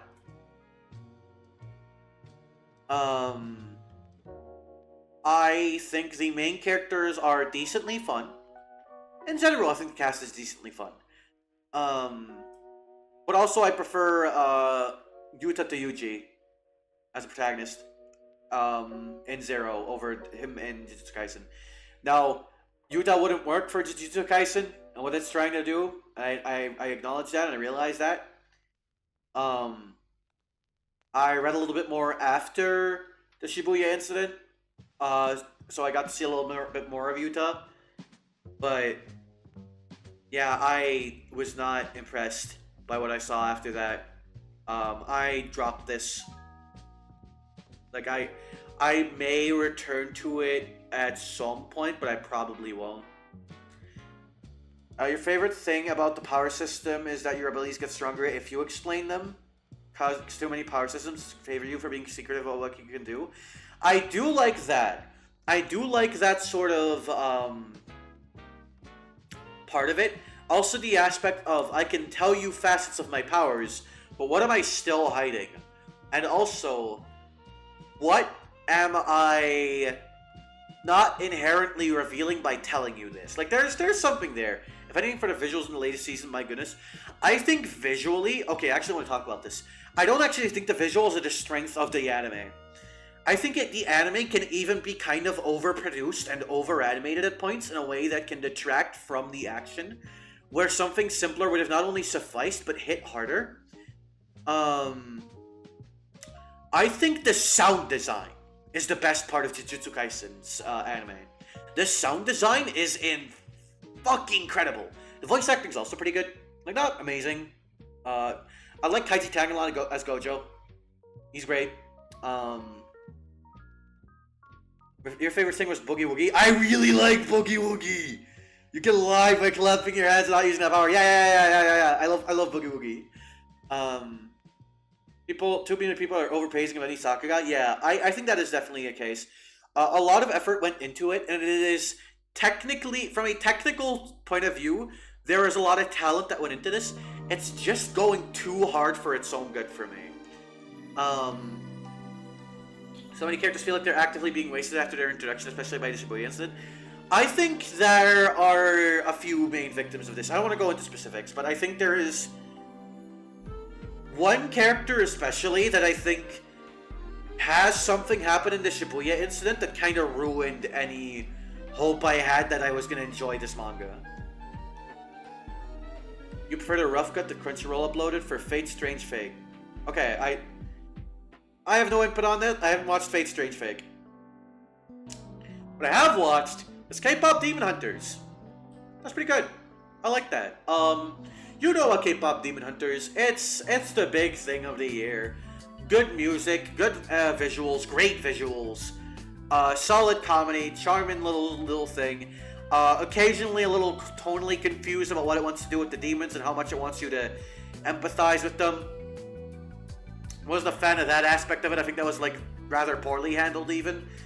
I think the two members of Huntrix who aren't Rumi are a little bit shafted. You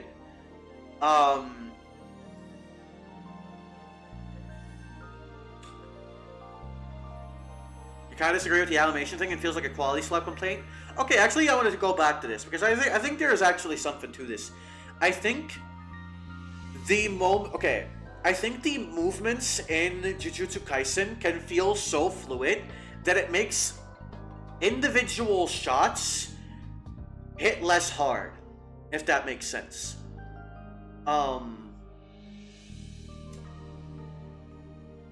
Does that make sense? I don't know. That's how I feel at least. But yeah, K-pop Demon Hunters looks great. Minor issues with the plot. Some of the characters definitely need a little bit more focus. Really hot manager. Fuck, I need that, man. Next up we got Look Outside. Oh man. Phenomenal RPG. Beautiful game. Beautiful game. Pretty as fuck. Let me play some music from that, actually. Now I'm talking about it. Where is it? Where is it?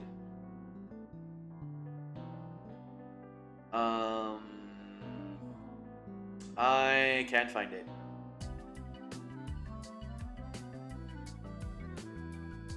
I'm doing like 5, 4, 3, 2. Oh, here it is. Yep, okay. This one's phenomenal. Look Outside is one of my favorite games of the year. It's top 3. Top 3 things of the year. Very sweet, very emotionally moving, very scary. This is a great horror game. It's really funny. The characters are delightful. And sometimes so fucking great. This game's been getting updates out the wazoo, and I think they're done with the major updates for now.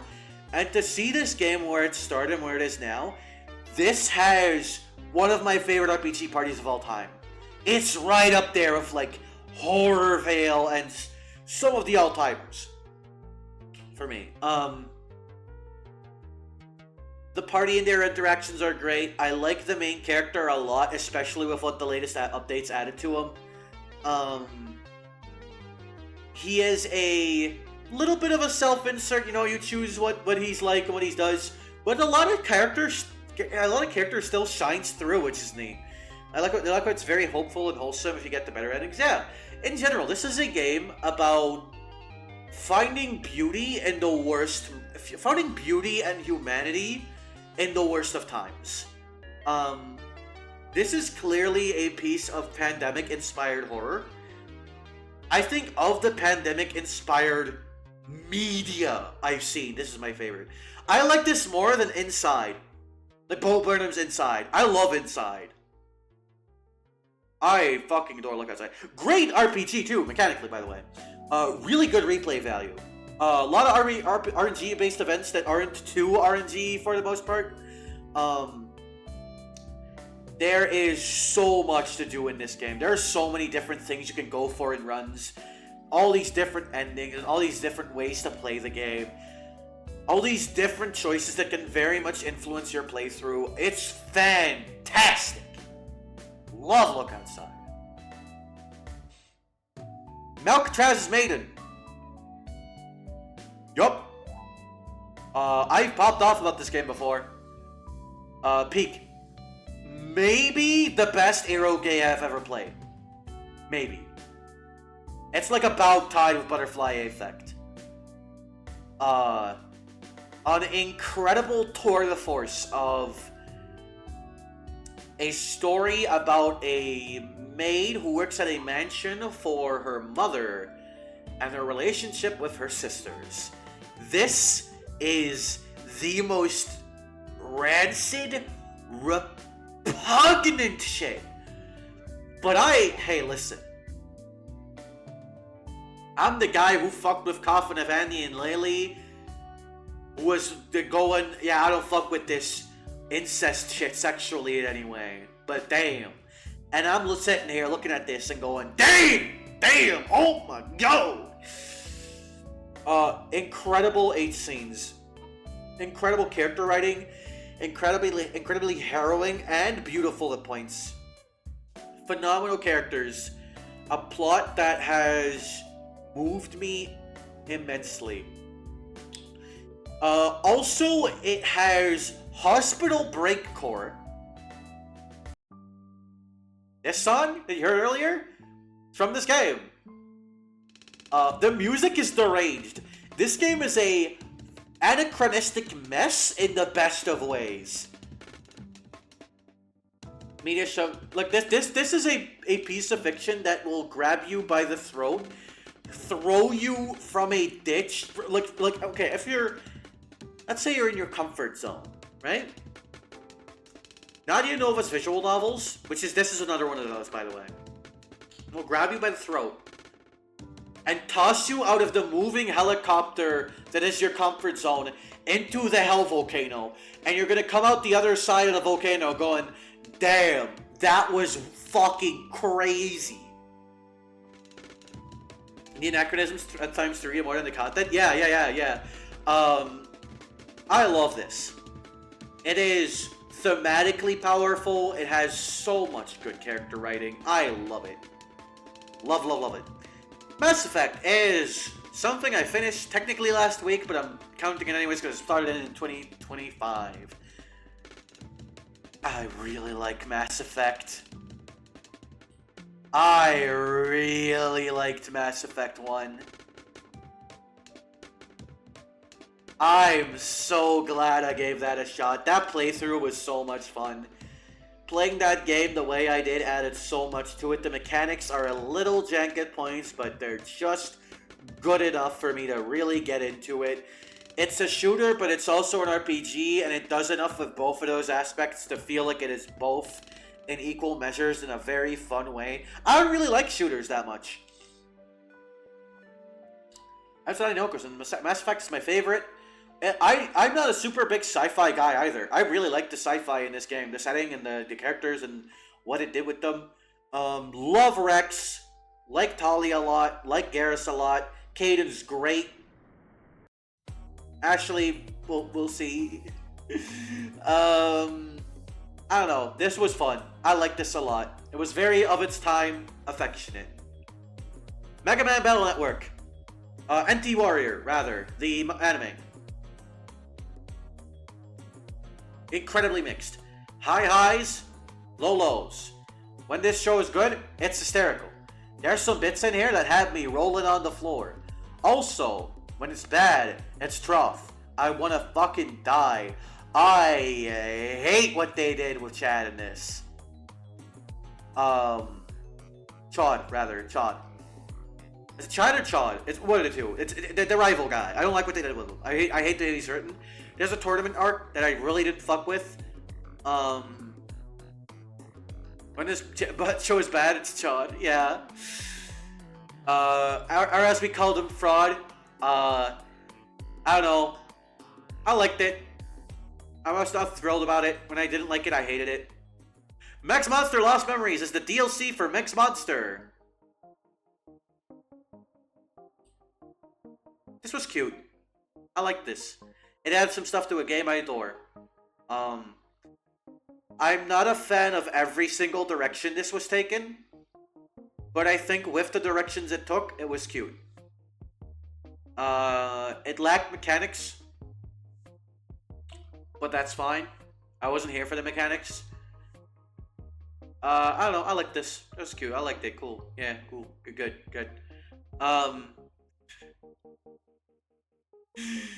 So now we go into Missing Ban.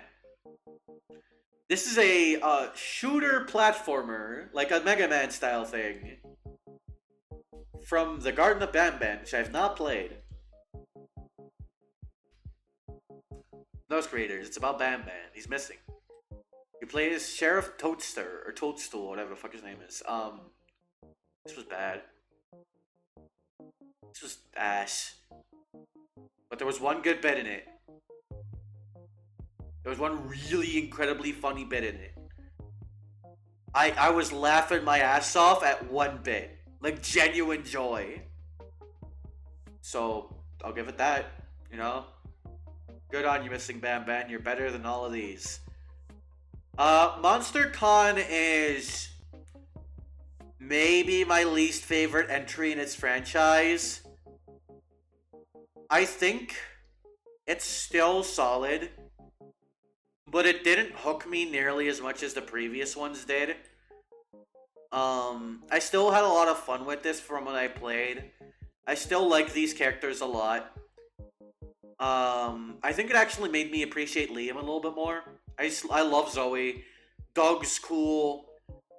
He was a great new introduction, but I don't know. April was fun. I don't know. I think the comic aspect of it was a little whatever. Much in the same vein as Dispatch, one problem I've especially felt with Monster Prom as a series, that MonsterCon especially has, not as much as the original, but I think it doesn't have the excuse anymore, is that it is a millennial-ass game that occasionally misses the mark for me as a result. But I like it. I still like it. I still think it's cool. Monster Train 2 is a pretty good expansion on Monster Train as a video game. It's like here.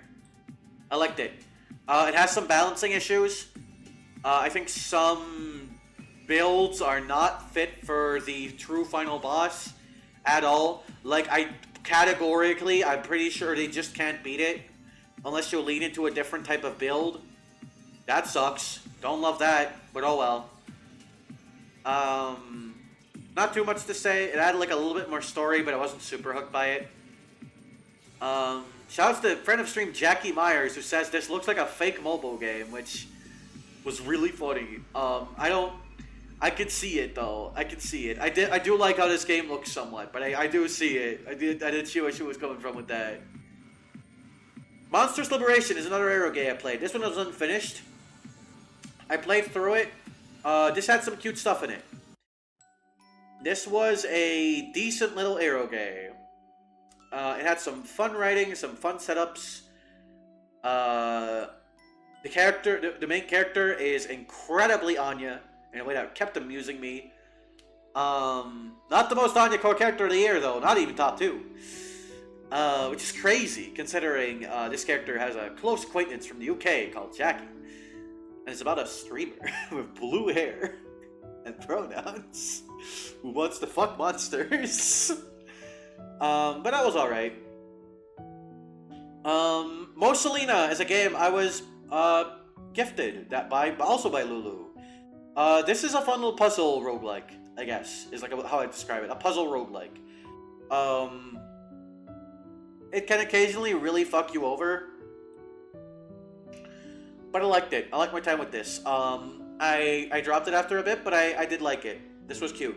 You have a gun that shoots different environmental affecting things, and you need to use them to get all the fruits, or to move them all off screen and then go to an endpoint, and then you go to the next level. And then you need to keep doing that over and over and over with different items. It's neat. I like it. Murder drones!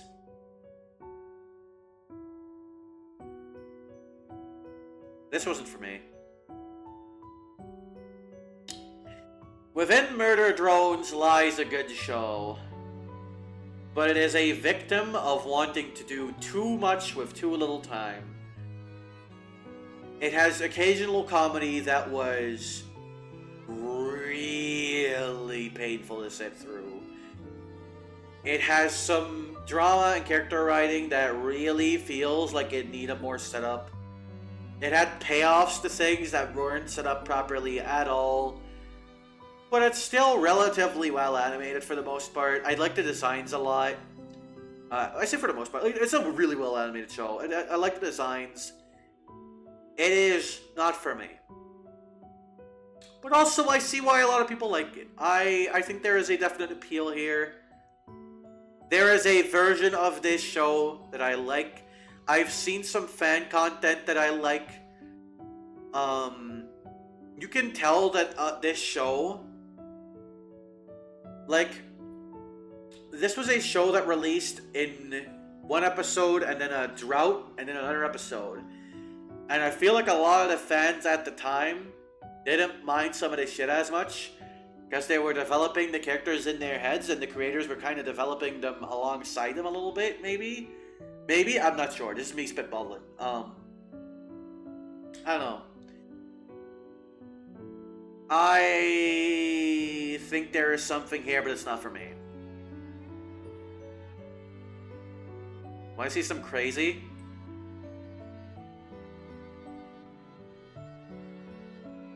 Musical Tangents is a phenomenal mashup album. Musical Tangents is an album by Sine Wave, known for... Oh, sorry, this is Musical Transients. Musical Tangents is their previous album. Musical Transients is their new album. And it is an album that is incredibly good. It is a bunch of mashups of popular songs that sound really good and that tell a story throughout that I adore. The mixing is great. The choices for mashups are stellar. I love this. I listened to this a few days after it came out. It also has a visual accompaniment on the YouTube version if you listen to it on YouTube, to the full thing. And the visuals do a lot to add to the storytelling. I adore Musical Transients. Very hard to talk about. When it makes sense what it's doing to you, listen to it 2 more times. Listen to it once, figure out what it's doing, listen to it a second time, then listen another time. That's my recommendation. My Dinner with Skinner is a film uploaded to YouTube about Superintendent Chalmers' visit to Principal Skinner's house, where they have an unforgettable luncheon. This was funny. I don't think super highly of this, but it was funny. It got really long-winded at points. It is essentially steamed hams, but it is these 2 really good performances of Skinner and Chalmers in a very serious setting, talking about Simpsons episodes in between the dinner. I wish they leaned more into the steamed hamsness of it and weren't just like reciting the plots, they end up tying it back in a way that is kinda neat, but it's not great. It's fine, I guess. The father of that Bart boy? Yeah, that one. Oh, that was such a good. I think the performances really carry and the deliveries of the lines. These two guys also just look like Chalmers and Skinner. The casting's great. At Lulu Rika's recommendation, I also read My Dragon Girlfriend.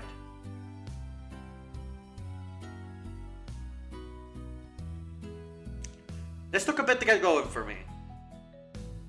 This took me a minute. This is cute. It's not the deepest shit ever, but it's cute. Pretty neat. I like it. The main couple took a little bit to get going for me, to get like some actual narrative intrigue for them, but once they did, you know what?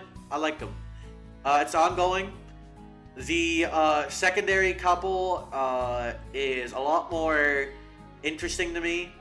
They have a lot more going on. It's a little bit. It's not without like meat, but it's a lot of fluff. It's a lot of candy, you know. And sometimes you need candy. Sometimes candy is good. Sometimes candy can even be filling, and I think this is filling in ways. The art's pretty alright. It's a very cute art style. I like the art style. The designs are cute. I don't know. I like this. It's neat. Very gay. Very lesbians. Very, like, okay, as an outside observer, very Tumblr. Mostly affectionate. Sometimes the comedy can be a little... Okay, come on. But I like that. I like this one. No, I'm not a human. I think this is pretty overrated. Still pretty good. I think the actual writing of this didn't really super hook me. I think it coasts along on a very strong premise as a piece of, again, pandemic-inspired horror, I feel. And no, I'm not a human. You are a person in an East European place who is living on the outskirts of a town as the sun starts burning people alive during the day, and at night, people named visitors, I believe it is, start coming around trying to kill people. And you need to let people into your house so you don't get killed, but you don't gotta let visitors in. I like what this game is doing thematically and narratively, as a concept. I think the actual dialogue has some moments where I think it's pretty neat. I don't necessarily think it's that funny, even when it's trying to be, which it is at points. The art style is gross and in an intentional way, but not one that's always pleasant to look at necessarily, and that, like, that might be part of the point, but that doesn't make the experience that much better. It is very much a game about not judging people at face value, while having to judge them at face value. Which is interesting. But I don't know, I was just not as wowed by this as some other people seem to be.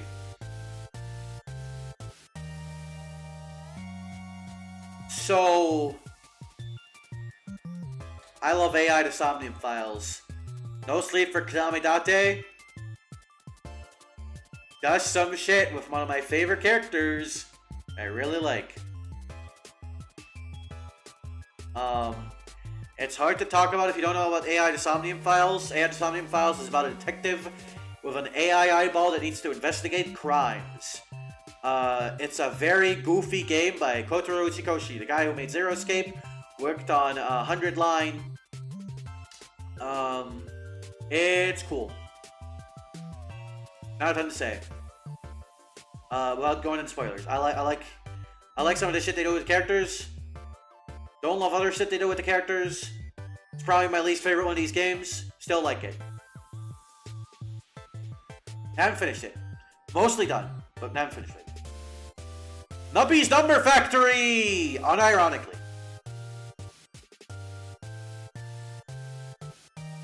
Come on. Peggle roguelike good. It is gross. It is Cruelty Squad visual stimuli gross bleh. I love it.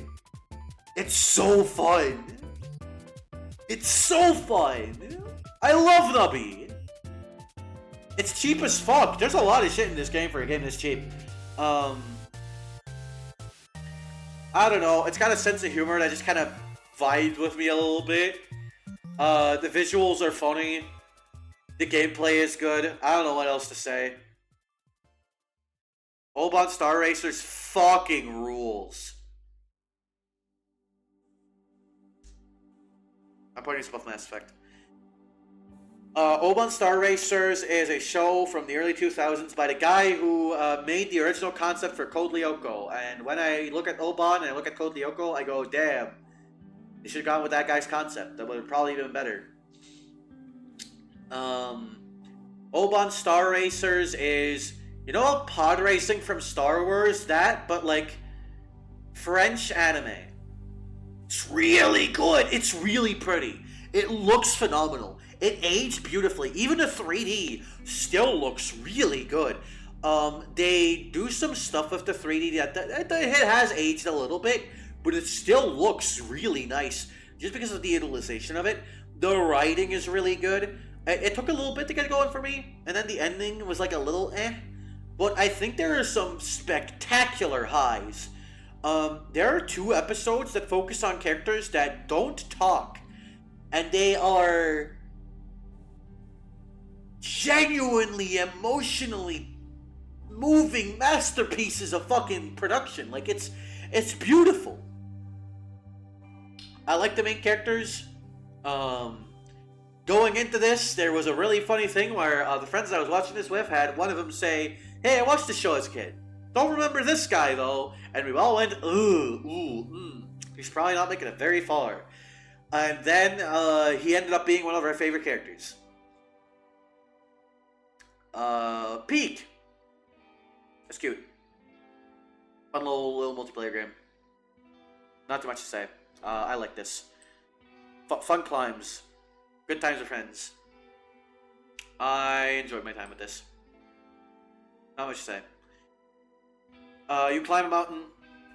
You do it with your friends. You try to get to the top of the mountain. If you don't, damn, boot it back up again. Let's go again. Pine Point Insomniac is a short visual novel about a guy in a dead-end town who can't seem to do anything, and his one friend is moving away soon. Great visuals, really funny. Quite enjoyed this. I think this is going like here. Pokemon Legends ZA.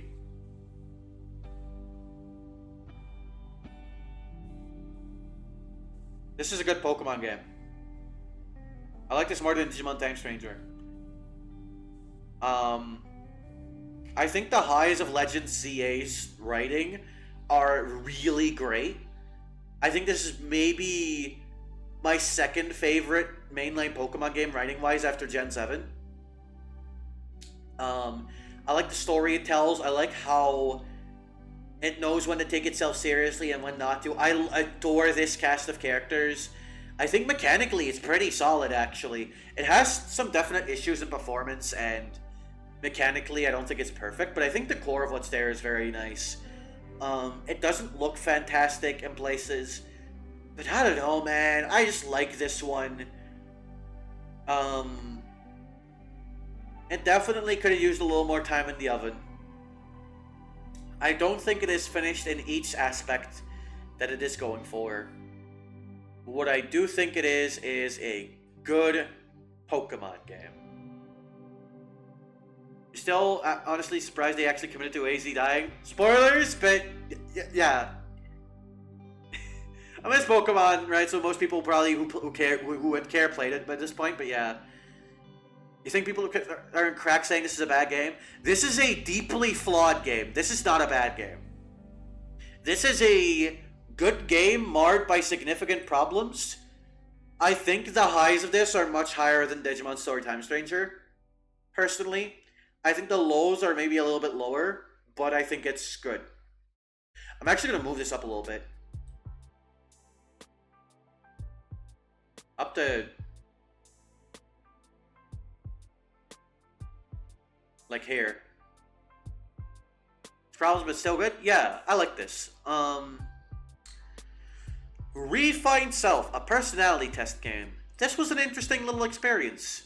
This I enjoyed. Not much to say. It is a personality test game. It is a game that asks you questions and asks you to deal with it and use your time wisely. And it tells you how it sees you. Or how the creator sees you. And I think that's interesting. Stare is a short visual novel by Insert Disc 5, the creator of In Stars and Time.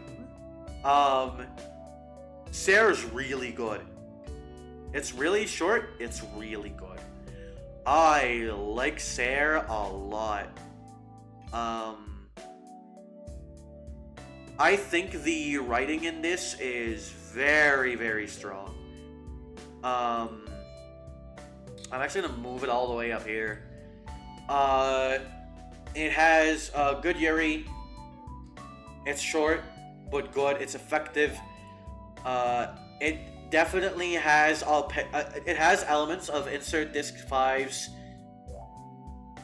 incredible talent at writing something that is funny and charming, and also incredibly emotionally moving, and it condenses that in a really nice way. I like that. Sister Act 1 is a very fun movie. Like, really fun. I had a great time with Sister Act. I rewatched it for the first time in like almost 20 years, I think. At least 10. I really liked it. It's a very unique movie. It's very of its time, but in a way that also feels like it hasn't aged. It is the story of Whoopi Goldberg playing a nun. Well, a lounge singer who becomes a nun because she goes into witness protection. And she's being followed by the mob. And it is very fun. It's a good time.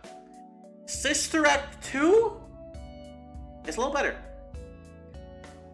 I think it's a little bit better. Just a smidge. Sister Act 2 has a stronger cast of characters, I feel. It works off the first very well. I think it lacks the stronger climax of the first film, which I think the climax of that movie is great. Like, fucking wow. Holy shit, that was so goddamn fun. But I think the overall movie's a little bit better. You saw it for the first time with everyone, it was phenomenal. I'm glad to hear you say that. I can definitely see some people preferring either. Apparently, Sister Act 2 did a lot worse. It's a lot different from the first one, but I think they have different strengths and weaknesses that kind of round out to being about equal, even if I prefer to. I like both, though.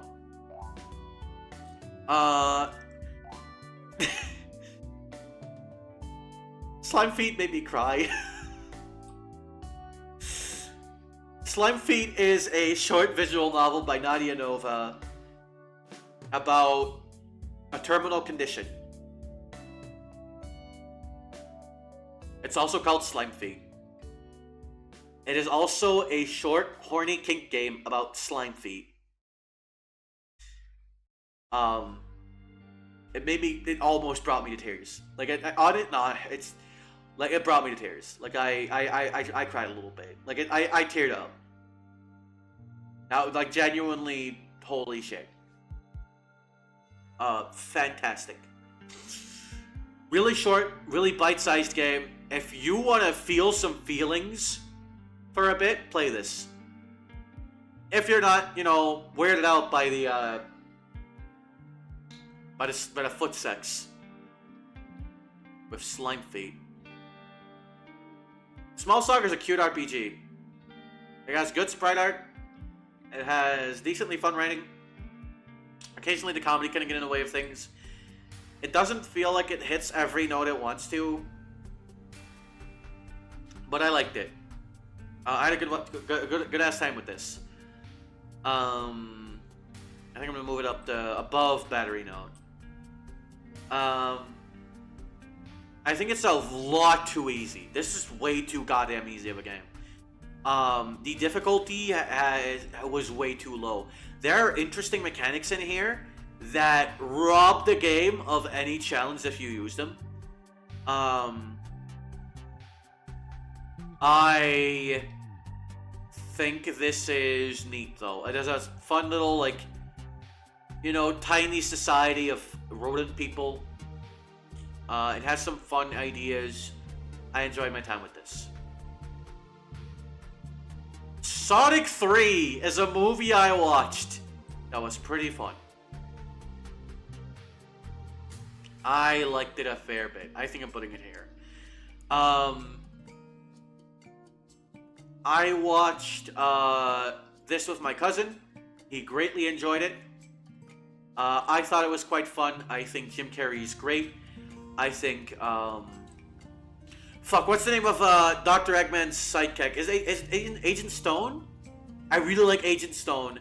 I think they did Shadow and his story really well in this. At least like a rendition of it really well. I am not the biggest fan of all the jokes in here. There's some stuff that I was like, rolling my eyes at a little, but whatever, right? The yaoi is great though, between Agent Stone and Eggman. Grandpa Robotnik, very fun. This was a fun time at the theater.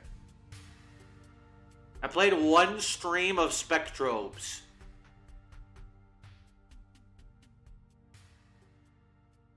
It was ass. I played an entire series of Spectrobes Beyond the Portals, Spectrobes 2.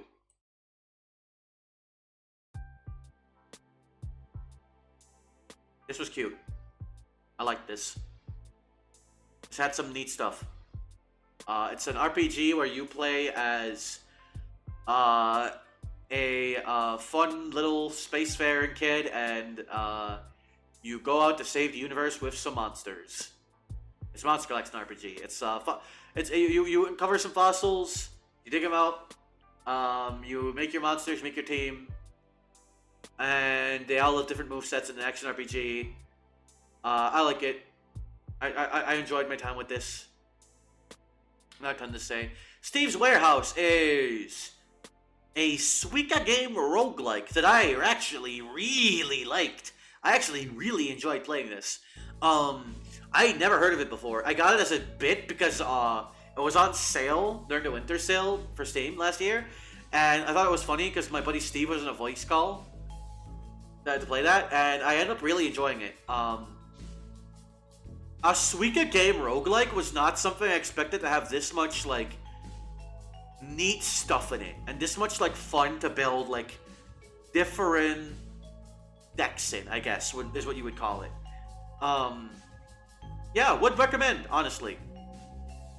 Stormhawks!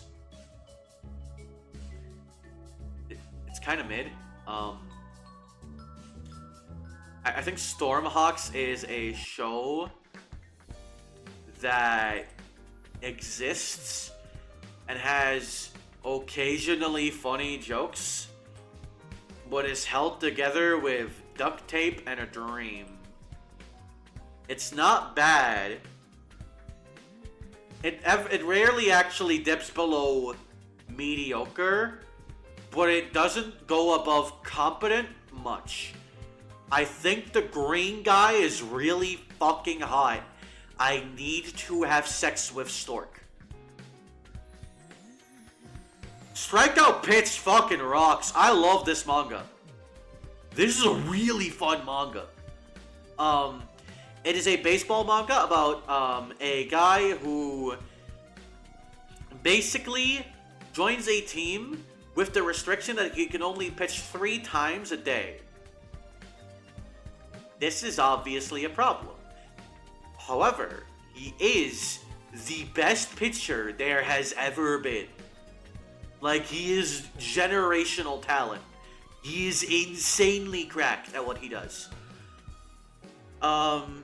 And what it does with this concept is introduce a cavalcade of kooky characters in the team and outside of it. It has a lot of fun with the rules of baseball and pushing them to the goofiest of extremes. It's a really fucking funny manga that still has a lot of heart and thought put into its character writing. It's also pretty fucking gay.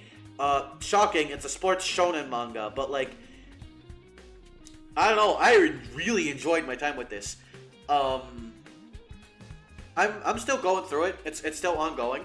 I would highly recommend this if you are in the mood for some, I don't know, some shonen, some sports, some good old funny times. Every character in that fucking manga is a psychopath. Everyone is insane. It's great.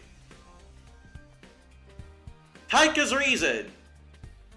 I've read a couple chapters of this. The translation's been a little slow. Apparently it's getting a full official translation starting next summer. But I've been really liking this. I'm a big fan of Beastars. I have problems with Beastars. I think the last arc of Beastars, which is not only really long, also has a lot of issues. But with what this is doing so far, I'm pretty on board. It's not too far yet, but with what it's been doing, I am on board for this to become great. So far, it's just kind of neat and fun. It's definitely got some stuff to say about the way people perceive pit bulls in a way that I think is really neat, because I used to own a, well, not a pit bull. I owned a Stafford, an English Stafford, but that is a dog with a very similar cultural perception to pit bulls. But a really good family friend growing up also had pit bulls, and he also, I like that dog a lot. I saw him a lot. Great dog. They deserve love and respect. They sure do. If you fuck with pit bulls, and if you think a manga that looks at that through the lens of making your animals humans, and also there is a murder mystery, seems interesting. And also potential romance between the dog and the main character, Roman. Don't worry about it. It's Paru Itagaki. It's par for the course. Read this. It's really fun. It's really weird and wacky and stupid and goofy.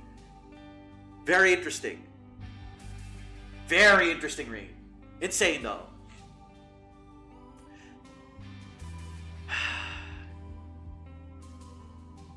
Now I work at Greg's. I miss him every day.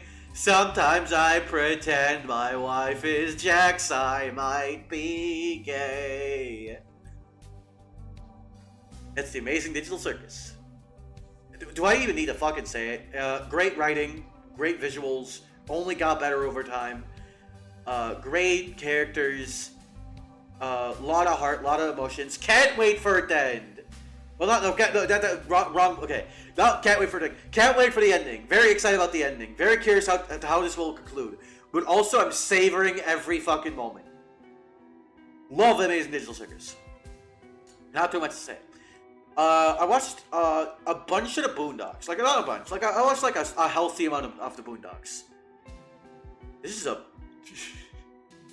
a really funny show. I can't say too much about it. But I think this is really funny. I watched a bunch of season 1 episodes. First time with friends, then I watched a couple on my own. I think this show is really funny. It is very unique, very well animated, looks great.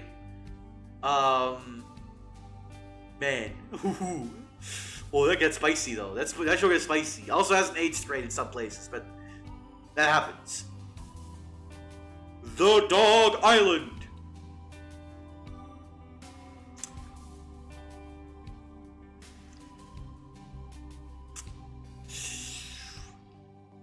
I lost my mind at this game. This is not a very good video game. It's really funny when it is absurd, but that novelty wears off fast. And when you're beating this entire game, oh my god. If you want to have a good time, play this game for a few hours with some friends, crack open a cold one, enjoy the ride, and then never touch it again. This is not a game that's worth beating. What? I don't think it's as bad offensively so as anything below it. I think this is not good. I could even see a kid liking this growing up. Or even just a person getting some comfort out of the little mini games and stuff. I think us streaming it in multi-hour segments was also not the best idea. Like for what this game's pacing is trying to be and do, but I like this. Not.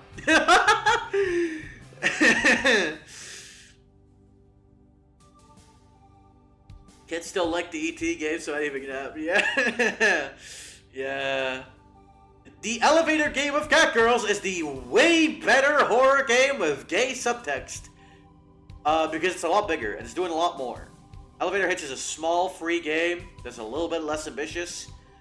Elevator game of Catgirls is really solid though. I think it goes like here. It is really compelling Yuri. It is a good horror game. It relies on some cheap jump scares. It can be a little aimless at times, but it has some really cool shit in it with the Yuri. The Yuri carries this game. That shit is great. I really like the main character. I adore the main character. Asahi, she's great. The main character's, I forgot her girlfriend's name. Asahi and the other one, they're named after Japanese drinks, I'm pretty sure. I think there is some thematic thing going on there, but I don't know enough about booze to speak on that. But, yeah, good horror Yuri game. That's a point-and-click adventure. Recommend if you like that. The Gmod stream is a fascinating beast. It is a Gmod stream. It is 3 friends playing Gmod. It's 3 trans women. They wanted to meet up for a an event. I was recommended this by Lulu. They wanted to meet up for an event. They couldn't. They just did it. They just did it a Gmod stream, and it is a really interesting look at their relationships. It is a very interesting, shall we say, it is a meditation on connection. I don't think I've ever seen anything like it. Give it a watch.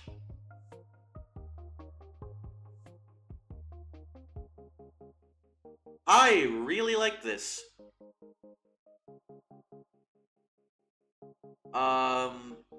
It has Zero from Drakengard in it. As one of the iconic Gmod models. Which is ironic.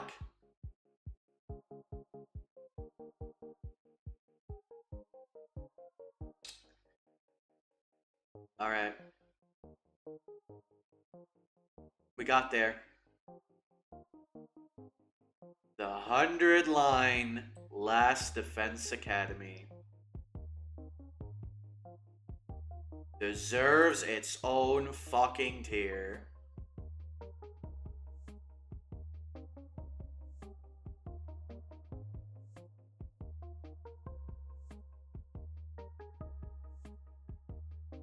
Here's the thing.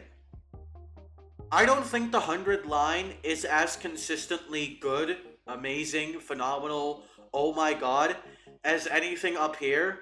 I guess Inazuma 11 is the exception, but that one, personal bias. 100-line is not a game of consistency. What 100-line is play some music from it real quick. A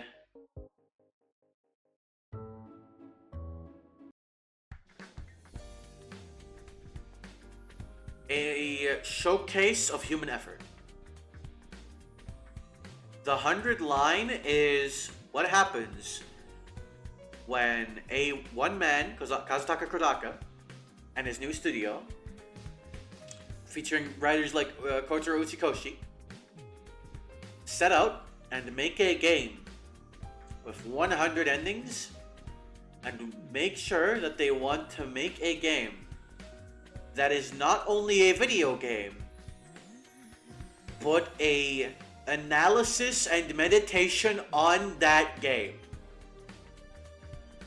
What 100 Line is a video game that you play, and then the video game looks itself in the mirror, and it looks at you, and it looks at its audience, and it goes, hey, so let's do some cool shit with what we've done with that video game. Let's do that all over again. But what do you want to happen next? There is no game that has handled choice-based gameplay in a visual novel type game. It's not purely a visual novel, it's more of an ADV. It's got mechanics, it's got fucking combat and shit, whatever. It is a game that asks the player to make choices. It makes those choices matter. And then it interrogates those choices from the perspective of its main character in a really interesting way. When this game is bad, it is bad. It is trough. It is filler at points. This game does things that you can only do when you have already made a video game and are then looking back on that video game and are asking questions about the nature of that video game and its characters. And it is actively handing some of those questions to writers that weren't the writers of that original video game. And it is asking those writers, hey, what do you think would happen in this scenario? And then what you get is some of the best fucking writing I have seen in ages. Sometimes it's not. Sometimes it's fine. Sometimes it's bad. But sometimes it's the best thing I've ever seen. This is a game made to showcase human effort. Not quality, but effort. The human spirit incarnate is this fucking video game. This game, I am 150 hours into this fucking video game. I'm not even halfway done. And it's getting DLC! They're adding more to it. They made this game that is a rumination upon itself. And now they're further ruminating upon the ruminations and the cultural perceptions that shaped it. And are now shaping the DLC. There is nothing like this game. This is one of my favorite pieces of fiction ever. Like top 5 maybe. I don't know. Probably. Most likely. I grew up with Danganronpa during high school, so that also hit. But there's also just showcases an evolution in Kodaka's writing style and Kodaka as a creator that is really interesting now that I'm also playing Danganronpa alongside it. It's really cool. And even if you don't have that Danganronpa background, it's still really cool and good. I know this because I know a ton of people who played this and don't give a fuck about Danganronpa. I know people who hate Danganronpa and they love this game. This game also has an email in it. Much like Ikenfeld. This one doesn't use Caesar pronouns, but I don't know. Aito's funny. I love the roomie. Play her arrow game. Alright. Next up, the JoJo Lands. This is shaping up to be one of my favorite parts of JoJo. I am quite fond of the JoJo Lands. I think so far, I'm gonna go as far as to put it right here. Here. There we go. I love the main cast. I think the main antagonist they've been building up is really interesting. I really like this manga. Not too much to say. If you know JoJo, it's a JoJo. It's a pretty good JoJo. The characters too. So I love Crash Team Racing. The Carters 2 is Crash Team Racing at home, and it is insanely moddable. It is insanely fun to mod. This is a game that I recommend not because of the game itself necessarily, even though the base mechanics are really strong and really good. This is the moddable kart racer of my dreams. The controls are so good. The mods are so expensive. They basically put all of Crash Team Racing Nitro Fueled into this game, and a bunch of Mario Kart, and a bunch of other racing games, and it's a blast. It's in early access still, but I'm having a blast with it. Just booting it over every once in a while, doing some time travels, doing some online races. It's great. Honest recommendation, get some friends on this. Get some friends playing this shit. And fucking just like, you know, I'll just go into it, everyone go into it blind. Start playing it, start modding it, start having fun. The Knightling is a cute little open world platformer where you play as a little knight and you have a shield and you can shield surf, much like The Legend of Zelda Breath of the Wild. It is a game built around that concept and mechanic, and I quite enjoyed it. It has some mechanical quirks that I don't adore. It's a little jank in places, but it's pretty charming. It's very charming, even. I think the visual presentation is neat. The combat is interesting. It has a lack of music that is a little bit felt in places. I think what it is trying to do narratively is nothing spectacular. It's just a fun little 3D open world platformer, collectathon type thing with some decent combat. If that sounds up your alley, give this a shot. I don't know. Not too much to say on that one. Nathan Fielder's The Rehearsal Season 2 is an interrogation about the way... Okay, let me start from the beginning. This is a season that is all about Nathan Fielder wanting to make air travel safer. About wanting to reduce the number of airplane crashes. And the journey he takes of self-discovery through that. I think this shit's really good.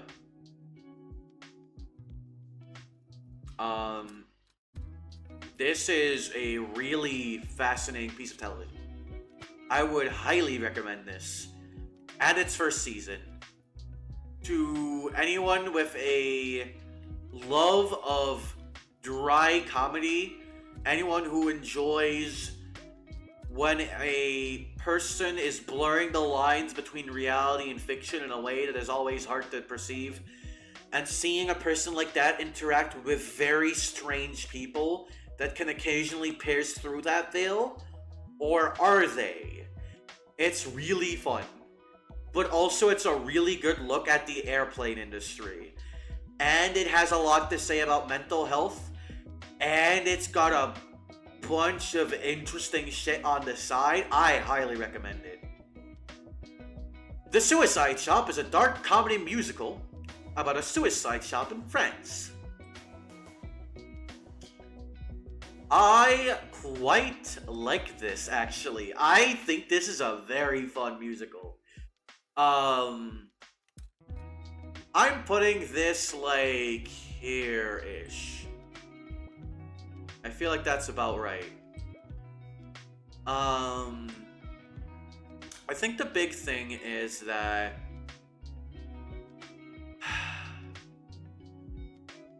how to describe this? It occasionally feels like it is not necessarily aimless. It can get lost in the sauce of its bit, which is a surprisingly well-handled and nuanced bit of suicide can be funny while also being tragic. It finds comedy and suicide as a topic in ways that I'm kind of floored by. I don't like suicide jokes for the most part. They can hit, but also when they don't, they really don't. You really need to be down to laugh at that if you want to watch this movie. You need to be down for a musical. You need to be down for a French movie. You need to be down for a scene where a kid makes his friends watch his 18-year-old sister do a striptease as payment for their help, which was a weird scene that I didn't like. But also, unfortunately, as I've learned, I did come off of Code Lyoko watching this, so maybe I'm looking at that a little bit more like, oh, the French just have issues like that, huh? That's just a French thing, I guess. I don't like that. But I guess I have to deal with it. But I think what's there outside of that is good. I am going to move it down a little bit because of that. Now I'm looking at this. In fact, I think it's enough to bring it down to like high mixed. Above Jujutsu Kaisen. Above Kenosia. Yeah, top of mixed, I feel, is like a good place for it. This game will end in 205 clicks. It is another visual novel by Insect Disc 5, creator of In Stars in Time. Best way I can frame it, Powerpuff villain ruminates upon his life.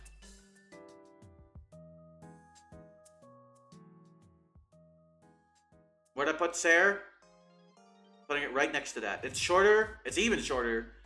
It's really short. Very moving. Very visually, like, visually, this is great. It does some shit that kind of, like, wowed me. A big recommend. Pop this open for, like, 10 to 15 minutes. Maybe 20. Depends on how fast of a reader you are. It's free. It's on Steam. Or Itch. One of the two. Great. Really good little thing. Tokyo Extreme Racer is a really cool and unique racing game where you do not need to get to a specific destination. Rather, the farther you are ahead of the opponent, the more damage you deal to their health bar. Which is a really cool and unique mechanic that this game gets a lot of mileage of. It uses really unique AI to make all of its encounters with enemies, quote-unquote enemies, feel unique. You can push people and that will damage them. But also, it's still a racing game, so it may be better to just do that, unless you invest in a build that goes for that. In which case, you can fuck some shit up. You have to avoid incoming traffic, but what you can also do is have your opponent slam into that traffic, and that'll not only chunk their health, but it'll give you a massive lead. Like, that's some cool shit. It's giga customizable. It's very unique. I really enjoyed my time with this. I'm putting this, like, here. Like, right there with Carter's 2. I don't prefer one over the other. I think they're different. This is much more of, like, a realistic racing game. Whereas the Carter's 2 is a kart racer. But, yeah.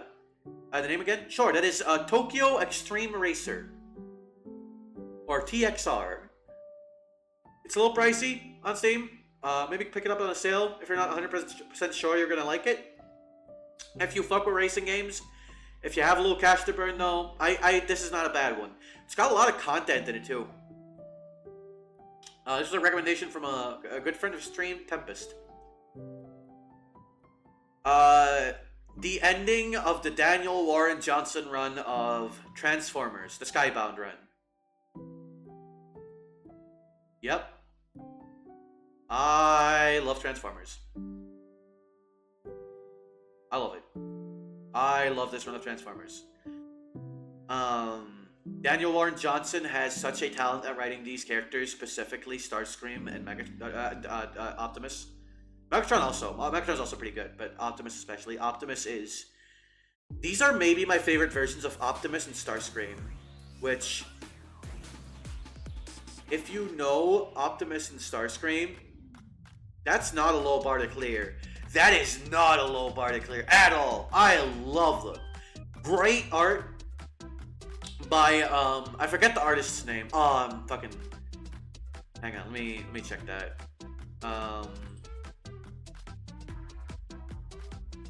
Artist.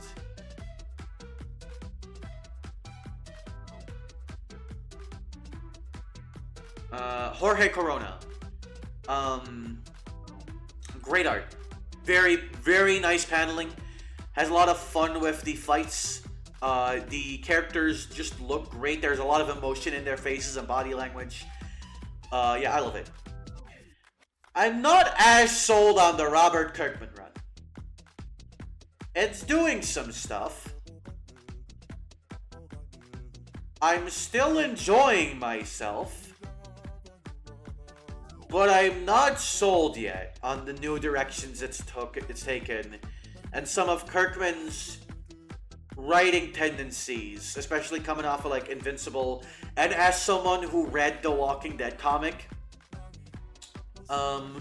we'll see where I land on him and his run.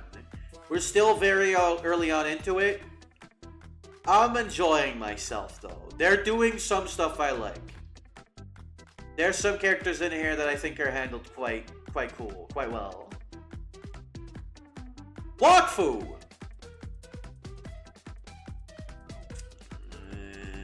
Is this where I put Wakfu? Yeah, I think it might be. Nah, it's not.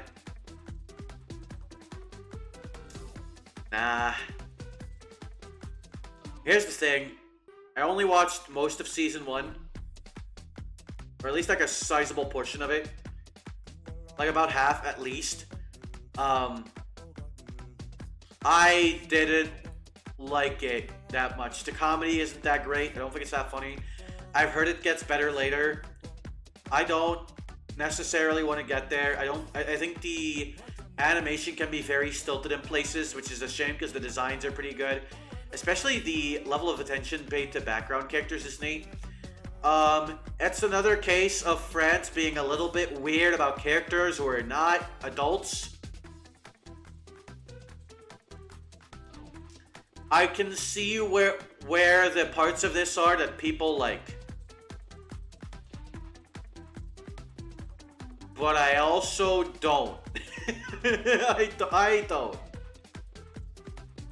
The Wii Sports Baseball World Cup is a YouTube series about Wii Sports Baseball, hosted by Bogboy. That's Bogboy. There's no Wakfu as an MMO. I do, yeah, I do. You can kind of feel it in the writing for the show. A lot of it feels like MMO writing in a way that didn't really translate too well to a show. They probably found their footing with that more later, but again, like I'm not super interested in that personally. Yeah, really good spoof of sports anime. Amusingly, I watched this before Strikeout Pitch.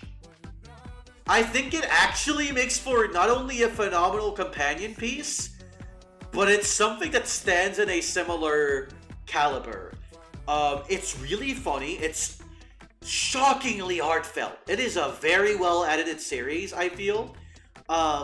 It's very, very, very fun. It's a bunch of me's just having some baseball.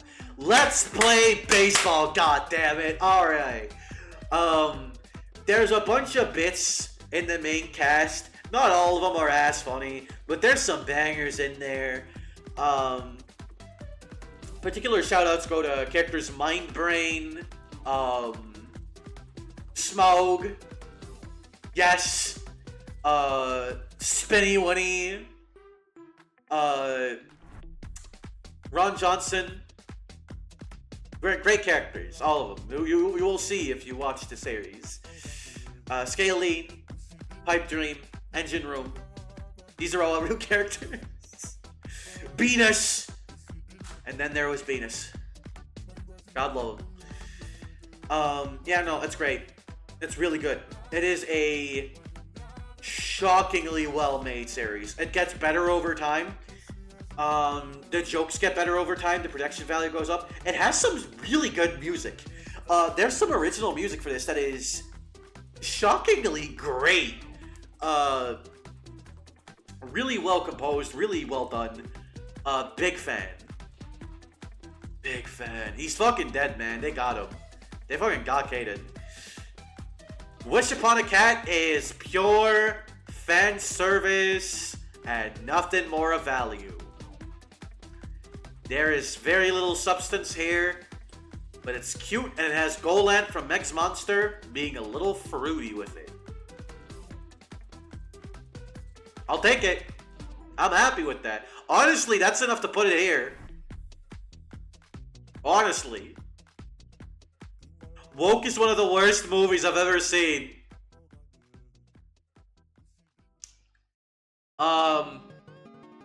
It is a really poorly made movie about race. And it's funny because of that. However, I have to give it one thing. This is a baffling movie. The writing is nonsensical. It is poorly shot. The mic balancing is fucking awful. But it has one scene that is,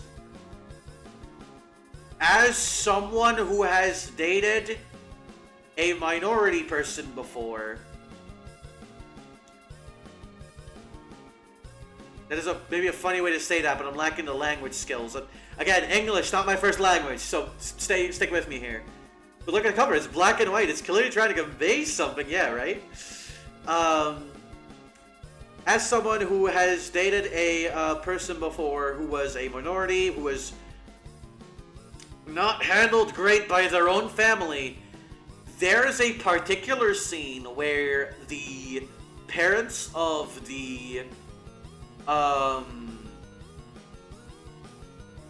main character's boyfriend are talking to her that I have been in the boyfriend's shoes of. Now, I am not like the boyfriend in that scenario, but I have had parents say that shit.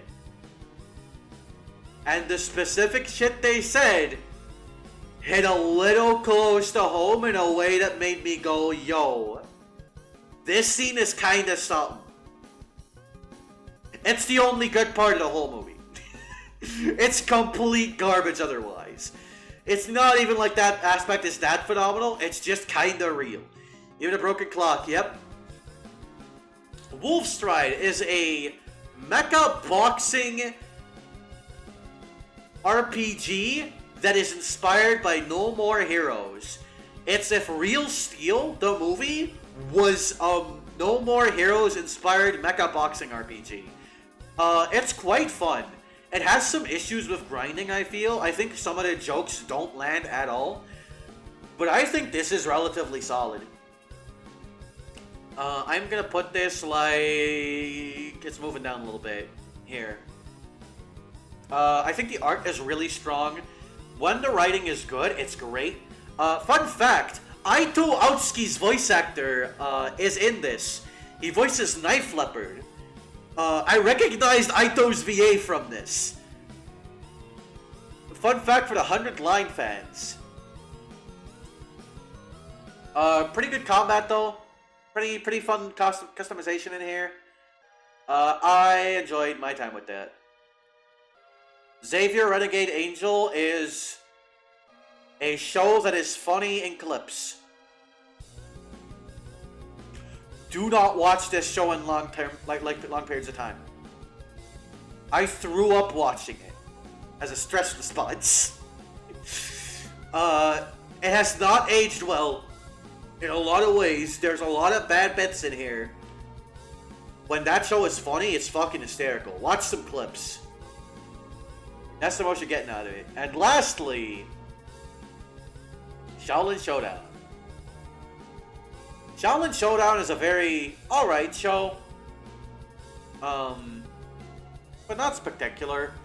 It occasionally has episodes that are pretty miserable. It can be pretty racist at times. But also, Jack Spicer's a great fucking antagonist. So we're done. This is going right here. There we are. Read it. Top of the list, 100 line. Bottom of the list, class of 09. Those rhyme. Ain't that something? Oh my god, let me get us back to the cave.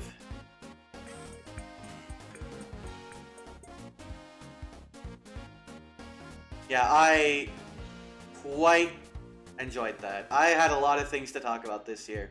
Thank you all so much for being here. Is there anything from Don't Look Out? Is there anything from Look Outside on Your Cave? No. I only put stuff that from games that I streamed in here. I didn't stream Look Outside. I played that in my own time. I think that was a good call. You were not expecting Woke above Class of 09. I found something to enjoy in Woke. I at least had fun ironically. I'm sorry, Lulu, but that one, ooh. Yeah, no, I didn't stream Look Outside. It was a good call, I think. I don't think I would have necessarily enjoyed streaming that game. That game took me a while to beat. But I did like it a lot. That was good. Alright. Thank y'all so much for being here. Genuinely, I appreciate it. I don't actually have anyone to raid out into, so I'm just gonna call stream after this. But yeah, tomorrow we're gonna be starting Bug Snacks on Anya's channel. So let me give her a quick old shout out.